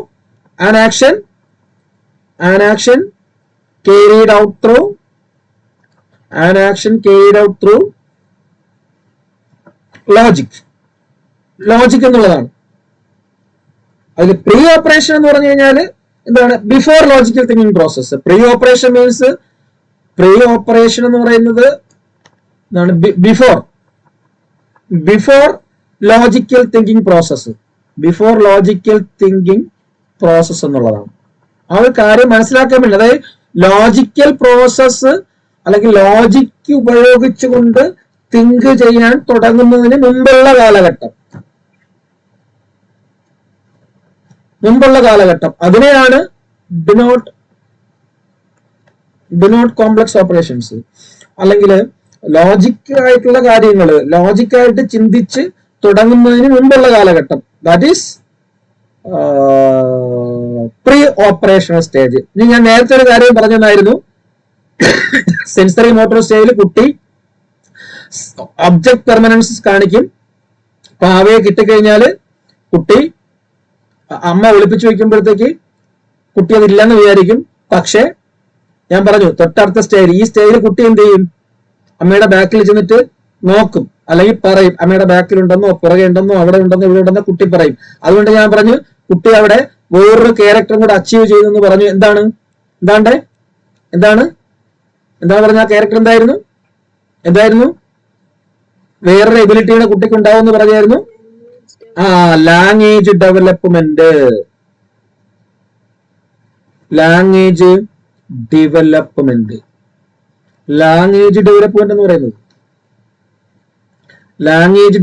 എന്ന് പറയുന്നത് അതായത് he learned more vocabularies, അല്ലെ? ഒരുപാട് വാക്കുകൾ. ഏകദേശം പിയാഷ പറയുന്നത് 200 മുതൽ 2000 വരെ വേഴ്സുകളൊക്കെ കുട്ടി ഈ സമയത്ത് പഠിച്ചിരിക്കുമെന്നാണ് പറയുന്നത്. അത്രയും വാക്കുകൾ പഠിക്കുമെന്ന പിയാഷ പറയുന്നത്. 200 to 2000 എന്നുള്ളത് 200 മുതൽ 2000 അല്ലെങ്കിൽ അതിന് മുകളിലോ ഓർ മോർ എന്നാ പറയുന്നത്. വേഴ്സുകള്, വൊക്കാബുലറീസുകള് അവരെന്ത് ചെയ്യും? പഠിച്ചിരിക്കും. ലാംഗ്വേജ് ഡെവലപ്മെന്റ് പകരം vocabulary, acquire, incredible level of vocabularies എന്നൊക്കെ ചോദിക്കാം ലാംഗ്വേജ് ഡെവലപ്മെന്റിന് പകരം. അപ്പൊ അതും കൂടി ഓർത്തു വെച്ചാൽ, അപ്പൊ അതിന്റെ ഒരു സ്റ്റാർട്ടിങ്, ആ വൊക്കാബുലറീസ് ഡെവലപ്മെന്റ് ഒരു സ്റ്റാർട്ടിങ് ആരംഭിക്കുന്നതും അല്ലെങ്കിൽ ലാംഗ്വേജ് ഡെവലപ്മെന്റ് സ്റ്റാർട്ടിങ് ആരംഭിക്കുന്നതും ഈ നമ്മുടെ പ്രീ ഓപ്പറേഷണൽ സ്റ്റേജിൽ നിന്നാണ്. ലാംഗ്വേജ് ഡെവലപ്മെന്റ് അടിത്തറ, the fundamentals of language development, fundamentals of vocabularies ഒക്കെ വരുന്നത് ഈ പ്രീ ഓപ്പറേഷൻ സ്റ്റേജാണ്. പിന്നെ അതുപോലെ തന്നെ നമുക്കറിയാം ഈ പ്രായത്തിൽ നമ്മൾ 2 വയസ്സ് തൊട്ട് 5 വയസ്സ് വരെയാണ് കുട്ടിയെ നമ്മൾ എവിടെ കൊണ്ടിരുത്തുന്നത്? പറയടേ. 2 അല്ല 3 വയസ്സ് പോലെ. ഒരു 3 വയസ്സാകുമ്പോൾ കുട്ടിയെ നമ്മൾ എവിടെ കൊണ്ടിരുത്തും? അംഗനവാടിയിലും പ്ലേ സ്കൂളിലും കൊണ്ടിരുത്തും. അംഗനവാടിയിലും പ്ലേ സ്കൂളിലും ചെല്ലുമ്പോൾ നിങ്ങൾ അവിടെ എന്താ കാണുന്നേ?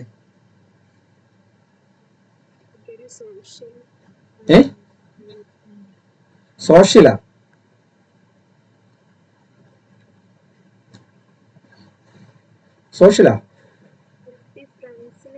നിങ്ങൾ അവിടെ എന്ത് കാണും? കുട്ടിയുടെ വീട്, നിങ്ങൾ അംഗനവാടി ചെല്ലുമ്പോ പ്ലേ സ്കൂളിൽ ചെല്ലുമ്പോ അവിടെ എന്തൊക്കെ കാണുമെന്നാ ചോദിച്ചത്.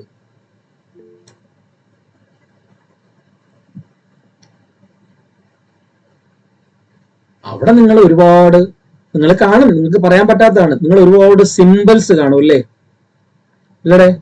ഒരുപാട് സിമ്പിൾസ്, ഒരുപാട് ഇമേജസുകളൊക്കെ നിങ്ങളെ ചുമരിലും അല്ലെങ്കിൽ അവരെ കളിപ്പാട്ടങ്ങളിലെ ഇമേജ് ആയിരിക്കും. ഇപ്പൊ ആ എന്ന് പറയുന്ന വലിയൊരു അക്ഷരം ഇങ്ങനെ എഴുതി വെച്ചിട്ട് കണ്ടിട്ടില്ലേ? ഉണ്ട് ഇല്ലേ? അതായത് ഈ ഒരു പ്രായത്തില് കുട്ടികള് കാര്യങ്ങൾ മനസ്സിലാക്കുന്നത് ഏതിലൂടെയാണ്? മെയിനായിട്ട് പിക്ചറിലൂടെ, സിമ്പിൾസിലൂടെ,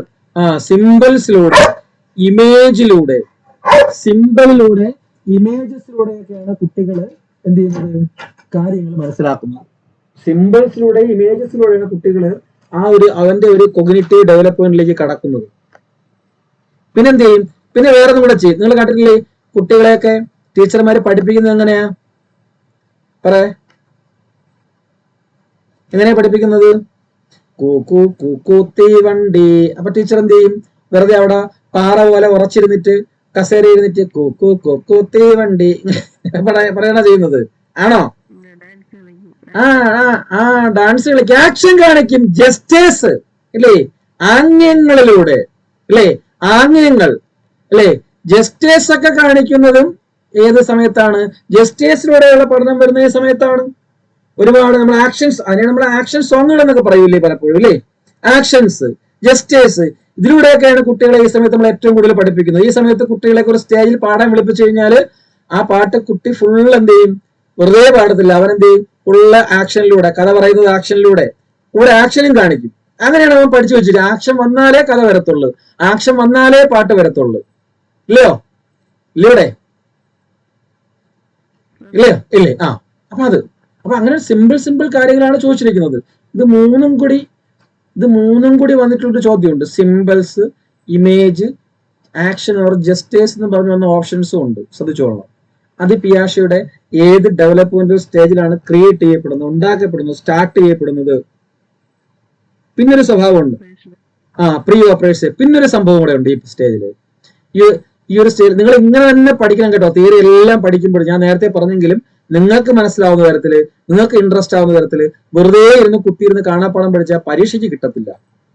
നിങ്ങളുടേതായ രീതിയിൽ വായിച്ച് മനസ്സിലാക്കി വെച്ചിരിക്കണം. സിമ്പിൾ ആയിട്ട് പരീക്ഷയ്ക്ക് എഴുതാൻ പറ്റും. ക്വസ്റ്റ്യൻ സാധാരണത്തിൽ വായിച്ചു കഴിഞ്ഞാൽ 5 ചോദ്യത്തിന് കറക്റ്റ് ആയിട്ട് ഉത്തരം എഴുതാൻ പറ്റും. സൈക്കോളജിക്ക് 5 മാർക്ക് അടിച്ചു കഴിഞ്ഞാൽ നിങ്ങൾ എവിടെ നിൽക്കുമെന്ന് അറിയാമോ? റാങ്കില്. ഓക്കെ.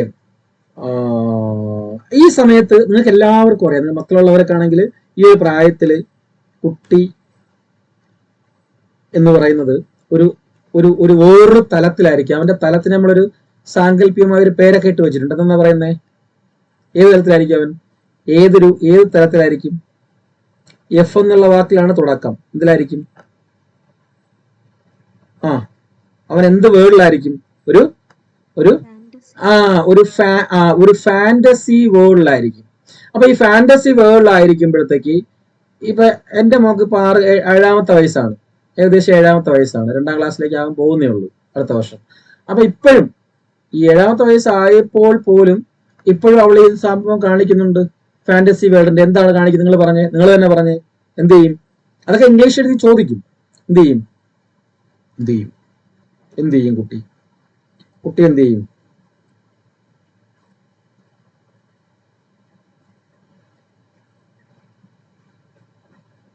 പറയണേ. കുട്ടി എന്ത് ചെയ്യും? ഫാന്റസി വേൾഡിലാവുമ്പോ കുട്ടി എന്താ ചെയ്യുന്നേ? നിങ്ങളെ വീട്ടിൽ കണ്ടിട്ടുള്ളതല്ലേ? എന്ത് ചെയ്യും കുട്ടി? എന്ത് ചെയ്യും? അവൾ എന്ത് ചെയ്യും? അല്ലെങ്കിൽ അവൻ എന്ത് ചെയ്യും? നല്ല രസമാണ് ഈ സമയത്ത് കുട്ടിയെ ശ്രദ്ധിച്ചു കഴിഞ്ഞാല്. Day dream ചെയ്യണല്ല. ഇതേടെ ഏകദേശം ഇത് ഏറ്റവും കൂടുതൽ വരുന്നത് 3 മുതൽ 4 വയസ്സ് വരെയാണ് ഏറ്റവും കൂടുതൽ കാണപ്പെടുന്നത്. എന്നാൽ ഞാൻ പറഞ്ഞു എന്റെ മോള് ഇപ്പോഴും 6 വയസ്സായപ്പോഴും അത് കാണിക്കുന്നു. ഇപ്പോഴും ഉണ്ട്, ധാരാളം കാണിക്കുന്നുണ്ട്. സ്കൂളിൽ പോയിട്ട് വന്നു കഴിഞ്ഞാൽ കുറെ സമയം അത് കാണിക്കാറുണ്ട്. പറയാമോ? ഞാൻ തന്നെ പറയാം അല്ലേ? വെറുതെ എന്ത് ചെയ്യും? വെറുതെ വർത്തമാനം പറയും അല്ലേ? ആരോട്? വെറുതെ വർത്തമാനം പറഞ്ഞ് നടക്കും, അല്ലെങ്കിൽ ഇരിക്കും, അല്ലെങ്കിൽ കിടക്കും. ആരോട്? Very good. പാവകളോടും ഒറ്റയ്ക്കും അല്ലേ? പാവകളോട്, കിളികളോട്, പുറത്തുള്ള പക്ഷികളോട്, പുറത്തുള്ള മരങ്ങളോട് ഒക്കെ അവര് സംസാരിക്കും അല്ലെ? പാവയെ എടുക്കും, കുളിപ്പിക്കും, പൊട്ട തൊടിയിക്കും, അവരോട് സംസാരിക്കും, ചോറ് കൊടുക്കും. കണ്ടിട്ടില്ലയോ? അതവര് അവരത് ആ ഒരു ഫാന്റസി വേൾഡിലായിരിക്കും.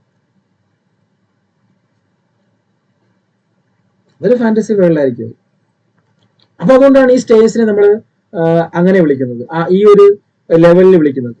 എന്ന് പറഞ്ഞു കഴിഞ്ഞാല് പിയാഷെ പറയുന്നത് അവിടെ കുറച്ചുകൂടി ഡെപ്തിൽ നമ്മൾ പഠിക്കണം. നമ്മളോട് അങ്ങനെ പരീക്ഷയ്ക്ക് ചോദിച്ചിട്ടുണ്ട്. ഞാൻ പറഞ്ഞു ഈ 3 മുതൽ 4 വയസ്സ് വരെയൊക്കെയാണ് കുട്ടികൾ സാധാരണ, അത് നമ്മൾ ഓർത്തിരിക്കണം. 3 മുതൽ 4 വയസ്സ് വരെയൊക്കെയാണ് കുട്ടികൾ സാധാരണ അങ്ങനെ കാണിക്കാറുള്ളത്. ഈ ഫാന്റസി വേൾഡ് കൂടുതൽ കാണിക്കാറുള്ളത് സാധാരണ രീതിയിൽ, നോർമലായിട്ട്. പക്ഷെ 6 വയസ്സ് വരെ, 7 വയസ്സ് വരെ, 8 വയസ്സിലൊക്കെ കുട്ടി കാണിക്കും എന്നും പിയാഷെ പറയുന്നുണ്ട്. പലയിടങ്ങളിലും പിയാഷയ്ക്ക് തുടർന്ന് വന്ന, പിയാഷയുടെ ശേഷം വന്ന ആൾക്കാരും പറയുന്നുണ്ട്, അങ്ങനെ പറയുന്നുണ്ട്. എന്നാലും പിയാഷെ അതുകൊണ്ട് ഇതിനെ അങ്ങ് വേർതിരിച്ചിട്ടുണ്ട്. ഒരു കൺഫ്യൂഷൻ ഉണ്ടാക്കണ്ട. ഇനി ആർക്കും ഒരു കൺഫ്യൂഷൻ ഈ കാര്യത്തിൽ വേണ്ട എന്ന് വെച്ചിട്ട് പിയാഷെ ഇതിനെ ഈ പ്രീ കൺസെപ്റ്റൽ സ്റ്റേജിനെ പ്രീ കൺസെപ്റ്റൽ അല്ല, പ്രീ ഓപ്പറേഷണൽ അല്ലേ? പ്രീ ഓപ്പറേഷണൽ സ്റ്റേജിനെ പ്രീ ഓപ്പറേ ആ ആ ആ very good, very good, very very good. Pre operational സ്റ്റേജിനെ വീണ്ടും പിയാഷെ രണ്ടായി തരംതിരിച്ചു. ഒന്ന് പ്രീ കൺസെപ്ച്വൽ എന്നും പ്രീ കൺസെപ്ച്വൽ സ്റ്റേജ് എന്നും രണ്ടാമത്തത് ഇൻഡ്യൂറ്റീവ് സ്റ്റേജ്. ഇത് പല ടെക്സ്റ്റുകളിലും ഒരു തേങ്ങ അറിഞ്ഞൂടാത്ത രീതിയിലൊക്കെ എഴുതി വെച്ചിട്ടുണ്ട്. 8 സ്റ്റേജ് ആയിട്ടും 10 സ്റ്റേജ് ആയിട്ടൊക്കെ എഴുതി വെച്ചിട്ടുണ്ട്. അപ്പൊ അത് വായിച്ച് ഐഡിയ ഇല്ലാത്തവർ എഴുതുന്ന കാര്യങ്ങളാണ് കേട്ടോ. അപ്പം ആകെ 4 സ്റ്റേജിലെ പിയാഷെ പറഞ്ഞിട്ടുള്ള ആ ഒരു കാര്യം നിങ്ങൾ ഓർക്കുക. അത് ഇങ്ങനെ ഒരു കാര്യം വന്നപ്പോഴത്തേക്ക് ഈ ഫാന്റസി വേൾഡ് എന്ന് പറയുന്ന ആ കുട്ടികളുടെ വിചിത്രമായിട്ടുള്ള കാഴ്ചപ്പാടിനെ കുറിച്ച് പിയാഷെ ഡിസ്കസ് ചെയ്തപ്പോഴത്തേക്ക് അവിടെ പിയാഷ പറഞ്ഞു, അങ്ങനെ ആർക്കും ഡൗട്ട്സ് വരണ്ട, അങ്ങനെ തിങ്ക് ചെയ്യണ്ട, എന്നാൽ ഇത് 2 രീതിയിലുണ്ട്, കുട്ടികൾ അങ്ങനെ കാണിക്കാറുണ്ട്, അതുകൊണ്ട് തന്നെ അത് 2 സ്റ്റേജസ് നമുക്ക് പറയാം എന്ന് പറഞ്ഞിട്ട് പിയാഷെ അതിനെ ഈ 2 സ്റ്റേജസിനെയും വിവരിച്ചു തന്നിട്ടുണ്ട്. വളരെ വൃത്തിയായിട്ട് വിവരിച്ചു തന്നിട്ടുണ്ട്. പ്രീ കൺസെപ്ച്വൽ സ്റ്റേജ്, അതായത് ഇവിടെ ഈ പ്രീ കൺസെപ്ച്വൽ എന്ന് പറയുന്നത് ചോദിച്ചിട്ടുള്ളതാണ്. ഇത് എപ്പോഴും സെൻട്രൽ ലെവൽ എക്സാമിന് എപ്പോഴും ചോദിക്കും. CTET പോലുള്ള എക്സാമിന്, മറ്റ് സെൻട്രൽ ലെവൽ നെറ്റ് അങ്ങനെയുള്ള എക്സാമുകൾക്ക് എൻട്രൻസിനൊക്കെ ഇഷ്ടംപോലെ ചോദിക്കുന്നതാണ്.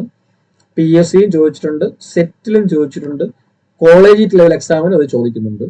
PSC ഇഷ്ടംപോലെ അവിടെ ചോദിച്ചിട്ടുണ്ട് കേട്ടോ. അതായത് PSC തൊടുന്ന കാര്യമാണെന്നാണ് ഞാൻ പറഞ്ഞു വരുന്നത്. അപ്പൊ പ്രീ കൺസെപ്ച്വൽ, പക്ഷെ ഇത് ഇങ്ങനെ വായിക്കാതെ പോകുന്നവർക്ക് അല്ലെങ്കിൽ ഇത് കേൾക്കാതെ പോകുന്നവർക്ക് മനസ്സിലാവത്തില്ല. പ്രീ കൺസെപ്ച്വൽ എവിടെ കിടക്കുന്നു, ഏതിലതാണ്. ഇൻഡ്യൂറ്റീവ് എന്ന് പറയുന്നത് ഏതാണ് ഇൻഡ്യൂറ്റീവ്. അപ്പൊ ഇൻഡ്യൂറ്റീവ് പിയാഷയുടെ ഏത് ഡെവലപ്മെന്റ് സ്റ്റേജുമായിട്ട് ബന്ധപ്പെട്ടതാണ് ഇൻഡ്യൂറ്റീവ് സ്റ്റേജ് എന്ന് വെച്ചാൽ ഇനി നമുക്ക് പറയാൻ പറ്റത്തില്ലേ. ഏതാണ്?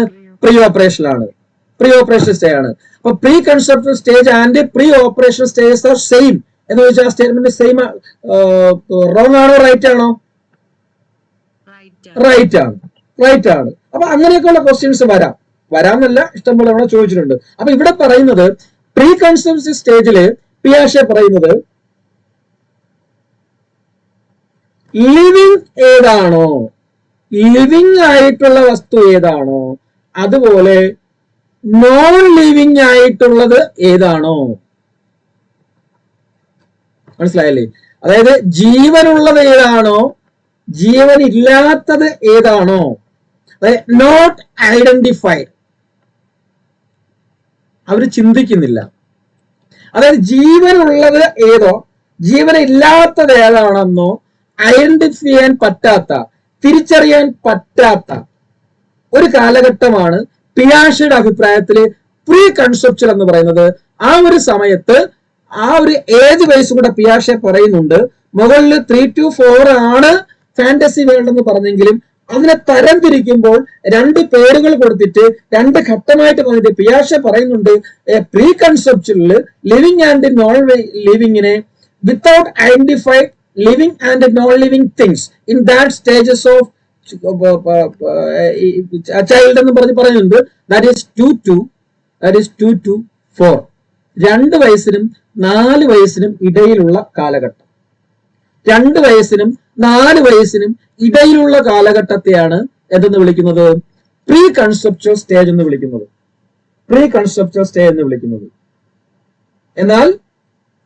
എന്നാൽ ബാക്കി എത്രയുണ്ട്? ബാക്കി ഏതൊക്കെയാണ്? 4 to 7. ബാക്കി 4 മുതൽ 7 വരെയുള്ള കാലഘട്ടമാണ് എന്തെന്ന് പറയുന്നത്? ഇൻഡ്യൂറ്റീവ് സ്റ്റേജ് എന്ന് പറയുന്നത്. ഇനി തെറ്റിപ്പോകും. അപ്പം ആ 2 മുതൽ 4 വരെയുള്ള കാലഘട്ടത്തില് without knowing about non living and living things, അതുകൊണ്ടാണ് പാവകളോട് സംസാരിക്കുന്നത്, ചെടികളോട് സംസാരിക്കുന്നത്, മരങ്ങളോട് സംസാരിക്കുന്നത്, കിളികളോട് സംസാരിക്കുന്നത്. ഒരേപോലെ സംസാരിക്കും അവര്, അങ്ങനെ ചെയ്യുന്നത്. ഇനി 4 വയസ്സ് കഴിഞ്ഞാൽ 4 to 7, 4 to 7, 4 കഴിഞ്ഞാല് കുട്ടി എല്ലാത്തിനോടും ഭയങ്കര കൗതുകം വരും അല്ലേ? കുട്ടി എന്ത് ചെയ്യും? കൂടുതൽ ക്യൂരിയസ് ആവും. കുട്ടി ഭയങ്കര ക്യൂരിയസ് ആവും, ക്യൂരിയസ് തിങ്കിങ്, എല്ലാത്തിനോടും ഭയങ്കര കൗതുകം. ഈ സമയത്താണ് ഞാൻ നേരത്തെ പറഞ്ഞൊരു കാര്യം കുട്ടിക്ക് തുടങ്ങുന്നത്. കുട്ടി എന്ത് ചെയ്യും? കുട്ടി എന്ത് ചെയ്യും? നിങ്ങളോട് എന്ത് ചെയ്യും? ഓരോ കാര്യത്തിനും അത് തന്നെയാണ് നിങ്ങളെ ക്വസ്റ്റ്യൻ ചെയ്യാൻ തുടങ്ങും. ക്വസ്റ്റ്യനിങ്, അതെന്താ അങ്ങനെ, ഇതെന്താ ഇങ്ങനെ, അതെന്താ അങ്ങനെ വന്നേ, ഇതെന്താ ഇങ്ങനെ. ചില ചോദ്യങ്ങളൊക്കെ നമ്മൾ അവിടെ നിർത്തി കരയിപ്പിക്കും ഇല്ലേ, ആ രീതിയിലുള്ള ക്വസ്റ്റ്യൻസ് ഒക്കെ ചോദിച്ചതായി അല്ലേ. നമ്മൾ ഒട്ടും പ്രതീക്ഷിക്കാത്ത സ്ഥലത്ത് സമയത്തൊക്കെ നമ്മളോട് അങ്ങനെയുള്ള ചോദ്യങ്ങൾ ചിലപ്പോൾ കുട്ടികൾ ചോദിച്ചു കളയും അല്ലേ. അപ്പൊ അങ്ങനെ ക്യൂരിയസ് ആവുന്ന, ക്വസ്റ്റ്യനിങ് ചെയ്യുന്ന ആ ഒരു കാലഘട്ടം, ക്വസ്റ്റ്യൻ ചെയ്യുന്ന ഒരു കാലഘട്ടം, അതിനെയാണ് എന്തെന്ന് പറയുന്നത്. ഈ സമയത്തും കുട്ടി ഏത് അവസ്ഥയിൽ തന്നെ ആയിരിക്കും, ഈ പ്രീ കൺസെപ്ച്വലിലും ഇൻഡ്യൂട്ടീവ് സ്റ്റേജിലും കുട്ടി ഈഗോസെൻട്രിക് ആയിരിക്കൂ അതോ ഈഗോസെൻട്രിക് അല്ലാതെ ആയിരിക്കൂ? ഈഗോസെൻട്രിക് തന്നെയാണ് അല്ലേ, ഈഗോസെൻട്രിക് തന്നെ ആയിരിക്കും കുട്ടി ഈ കാലഘട്ടത്തിലും.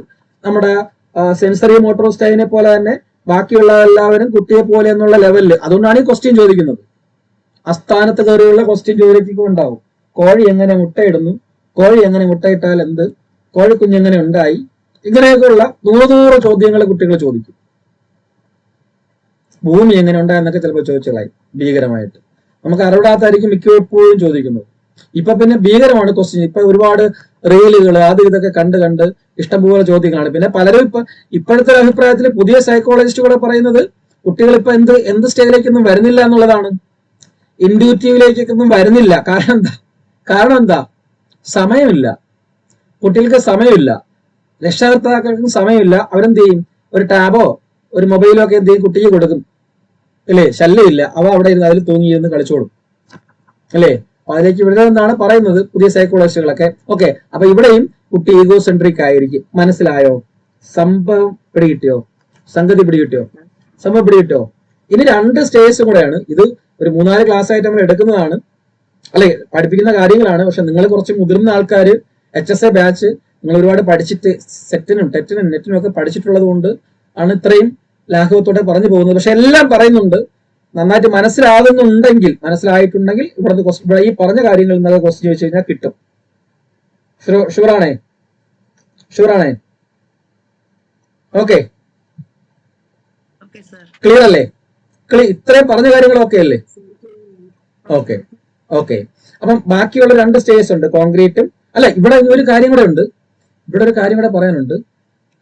നമ്മളിപ്പോ ചോദിച്ച ക്വസ്റ്റ്യൻ ഇല്ലേ, എന്താണ്, ഏതായിരുന്നു അല്ല ഇപ്പൊ ചോദിച്ചതെന്ന് ഞാൻ ചോദിച്ച ചോദ്യം അവിടെ പറഞ്ഞ് അവസാനിപ്പിക്കാം. ഞാൻ ചോദിച്ച ചോദ്യം ഏതായിരുന്നു?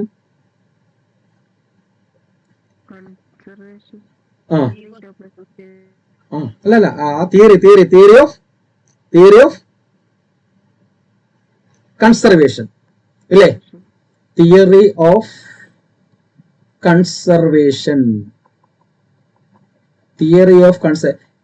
ഓഫ് കൺസർവേഷൻ ഈ സ്റ്റേജസിൽ ഉണ്ടാകത്തില്ല. ഇതൊരു ഭയങ്കര ഡൗട്ട് വരുന്ന കാര്യമാണ് എല്ലാവരും. തിയറി ഓഫ് കൺസർവേഷൻ എന്ന് പറയുന്നത് ഈ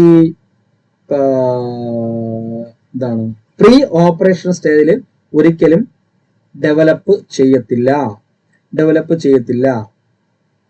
മനസ്സിലായില്ലേ? അതായത് conservation is not there in pre operation സ്റ്റേജില്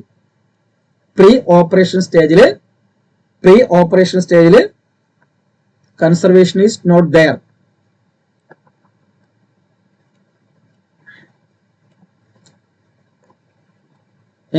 pre operation സ്റ്റേജിൽ കൺസർവേഷൻ ഉണ്ടാകത്തില്ല. അതിന് നിങ്ങൾ ഒരു ഉദാഹരണമൊക്കെ പഠിച്ചിട്ടുണ്ട്. എന്താണ് ഉദാഹരണം എന്ന് പറഞ്ഞു കഴിഞ്ഞാൽ നമുക്കറിയാം. ഇപ്പൊ ഒരു കുട്ടിയുടെ മുമ്പിൽ ഒരു ഗ്ലാസ്സിൽ ഞാൻ ഈ ഒരു ഗ്ലാസ്സിൽ ഇത്രയും പാലെടുത്ത് അതേപോലെ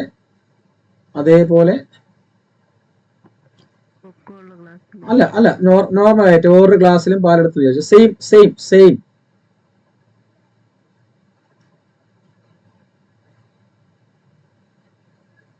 2 ഗ്ലാസ്സിൽ ഒരേപോലെ പാലെടുത്ത് വെച്ചു. ഒരേപോലുള്ള 2 ഗ്ലാസ് ഒരേപോലുള്ള അളവിൽ പാലെടുത്ത് വെച്ചു. അപ്പൊ ഇത് ഇപ്പൊ ഏതിലാണ് പാല് കൂടുതൽ, അല്ലെങ്കിൽ പാല് കൂടുതലാണോ കുറവാണോ എന്നൊക്കെ ചോദിക്കുമ്പോൾ കുട്ടി ഇതിനകത്ത് നോക്കിയിട്ട് കുട്ടി സ്വഭാവമായിട്ട് എന്ത് പറയും? എന്താണ് കുട്ടി പറയുന്നത്? രണ്ടിലും ഒരേപോലെ. അപ്പൊ നിനക്ക് എ എന്ന് പറയുന്ന ഗ്ലാസ് വേണോ ബി എന്ന് പറഞ്ഞ ഗ്ലാസ് വേണമെന്ന് ഒരേ ഗ്ലാസ് ഒരേ അളവിൽ പാലിരിക്കുന്നു, നിറയെ ഇരിക്കുന്നു, രണ്ടിലും നിറയെ ഇരിക്കുന്നു. അപ്പൊ രണ്ടിലും തുല്യമാണെന്ന് കുട്ടി പറയും. ഓക്കെ, ഏത് വേണമെങ്കിലും എടുക്കാമെന്ന് പറയും. ഇനി ഇതേ ഗ്ലാസ് ഇരിക്കുന്ന പാല് തന്നെ ഞാൻ അവിടെ ഒരു വലിയൊരു ഗ്ലാസ് വെച്ചിട്ട് അതിന്റെ സൈസ് കുറവാണ്, വോളിയം കുറവുള്ള ഒരു ഗ്ലാസ്, അത് ഉയരം കൂടുതലാണ്, വ്യാപ്തി കുറവാണ്. ഈ ഗ്ലാസ് വെച്ചിട്ട് ഇതിനകത്ത് നിറയ്ക്കുകയാണ്, ഈ പാല് ഇതിനകത്ത് നിറയ്ക്കുകയാണ്. അപ്പൊ ഇതിനകത്ത് നിറഞ്ഞ ഇങ്ങനെ പൊക്കത്തിലിരിക്കുകയാണ്.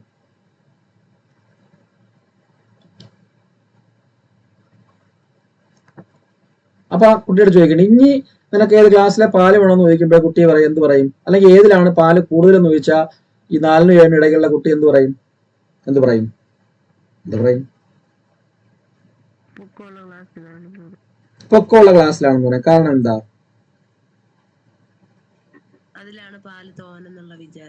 അതിലാണ് പാല് കൂടുതലാണെന്നുള്ള വിചാരം. അങ്ങനെ കുട്ടിയെ ചിന്തിപ്പിക്കുന്നത് എന്തുകൊണ്ടാ? അതാണ് നമ്മുടെ ക്വസ്റ്റ്യൻ. അങ്ങനെ കുട്ടിയെ ചിന്തിപ്പിക്കുന്ന എന്തുകൊണ്ടാ?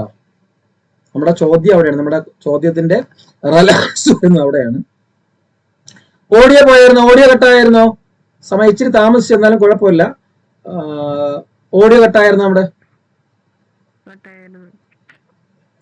ഇപ്പൊ വന്നോ? ഓഡിയോ വന്നോ? വന്നു. ആ, ഓക്കെ. അപ്പൊ എന്തായിരുന്നു കാര്യം എന്ന് പറയുന്നത്? എന്തെന്ന് പറഞ്ഞു കഴിഞ്ഞാല് ഇമേജും സിമ്പിൾസും ജസ്റ്റേഴ്സ് കുട്ടിക്ക് അറിയാം. ഓക്കെ, പക്ഷെ ഇവിടെ പ്രീ ഓപ്പറേഷണൽ സ്റ്റേജില് കുട്ടിക്ക് ഒരു സബ്സ്റ്റൻസിനെ കുറിച്ചോ അതിന്റെ അളവിനെ കുറിച്ചോ ലെങ്തിനെ കുറിച്ചോ അല്ലെങ്കിൽ ഏരിയയെ കുറിച്ചോ അല്ലെങ്കിൽ വെയിറ്റിനെ കുറിച്ചോ അല്ലെങ്കിൽ വോളിയത്തെ കുറിച്ചോ ഒന്നും എന്തില്ല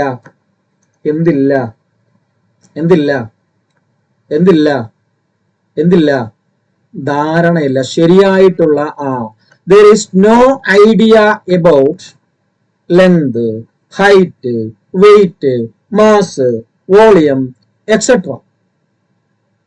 ഇതിനെ കുറിച്ചൊന്നും യാതൊരു വിധമായിട്ടുള്ള ഐഡിയയും ഇല്ല. അങ്ങനെ ഒരു ഐഡിയ ഇല്ലാത്തത് കൊണ്ട് പ്രീ ഓപ്പറേഷൻ സ്റ്റേജില് ഇതുമായിട്ട് ബന്ധപ്പെട്ട ഒന്നിനെ കുറിച്ചും കുട്ടി ഒരു അറിവും നേടുന്നില്ല, ഇതിനെക്കുറിച്ചുള്ള ഒരു കാര്യത്തെയും സോൾവ് ചെയ്യപ്പെടുന്നില്ല. എന്ന് പറഞ്ഞാൽ സിമ്പിൾ ആയിട്ട് ഇപ്പം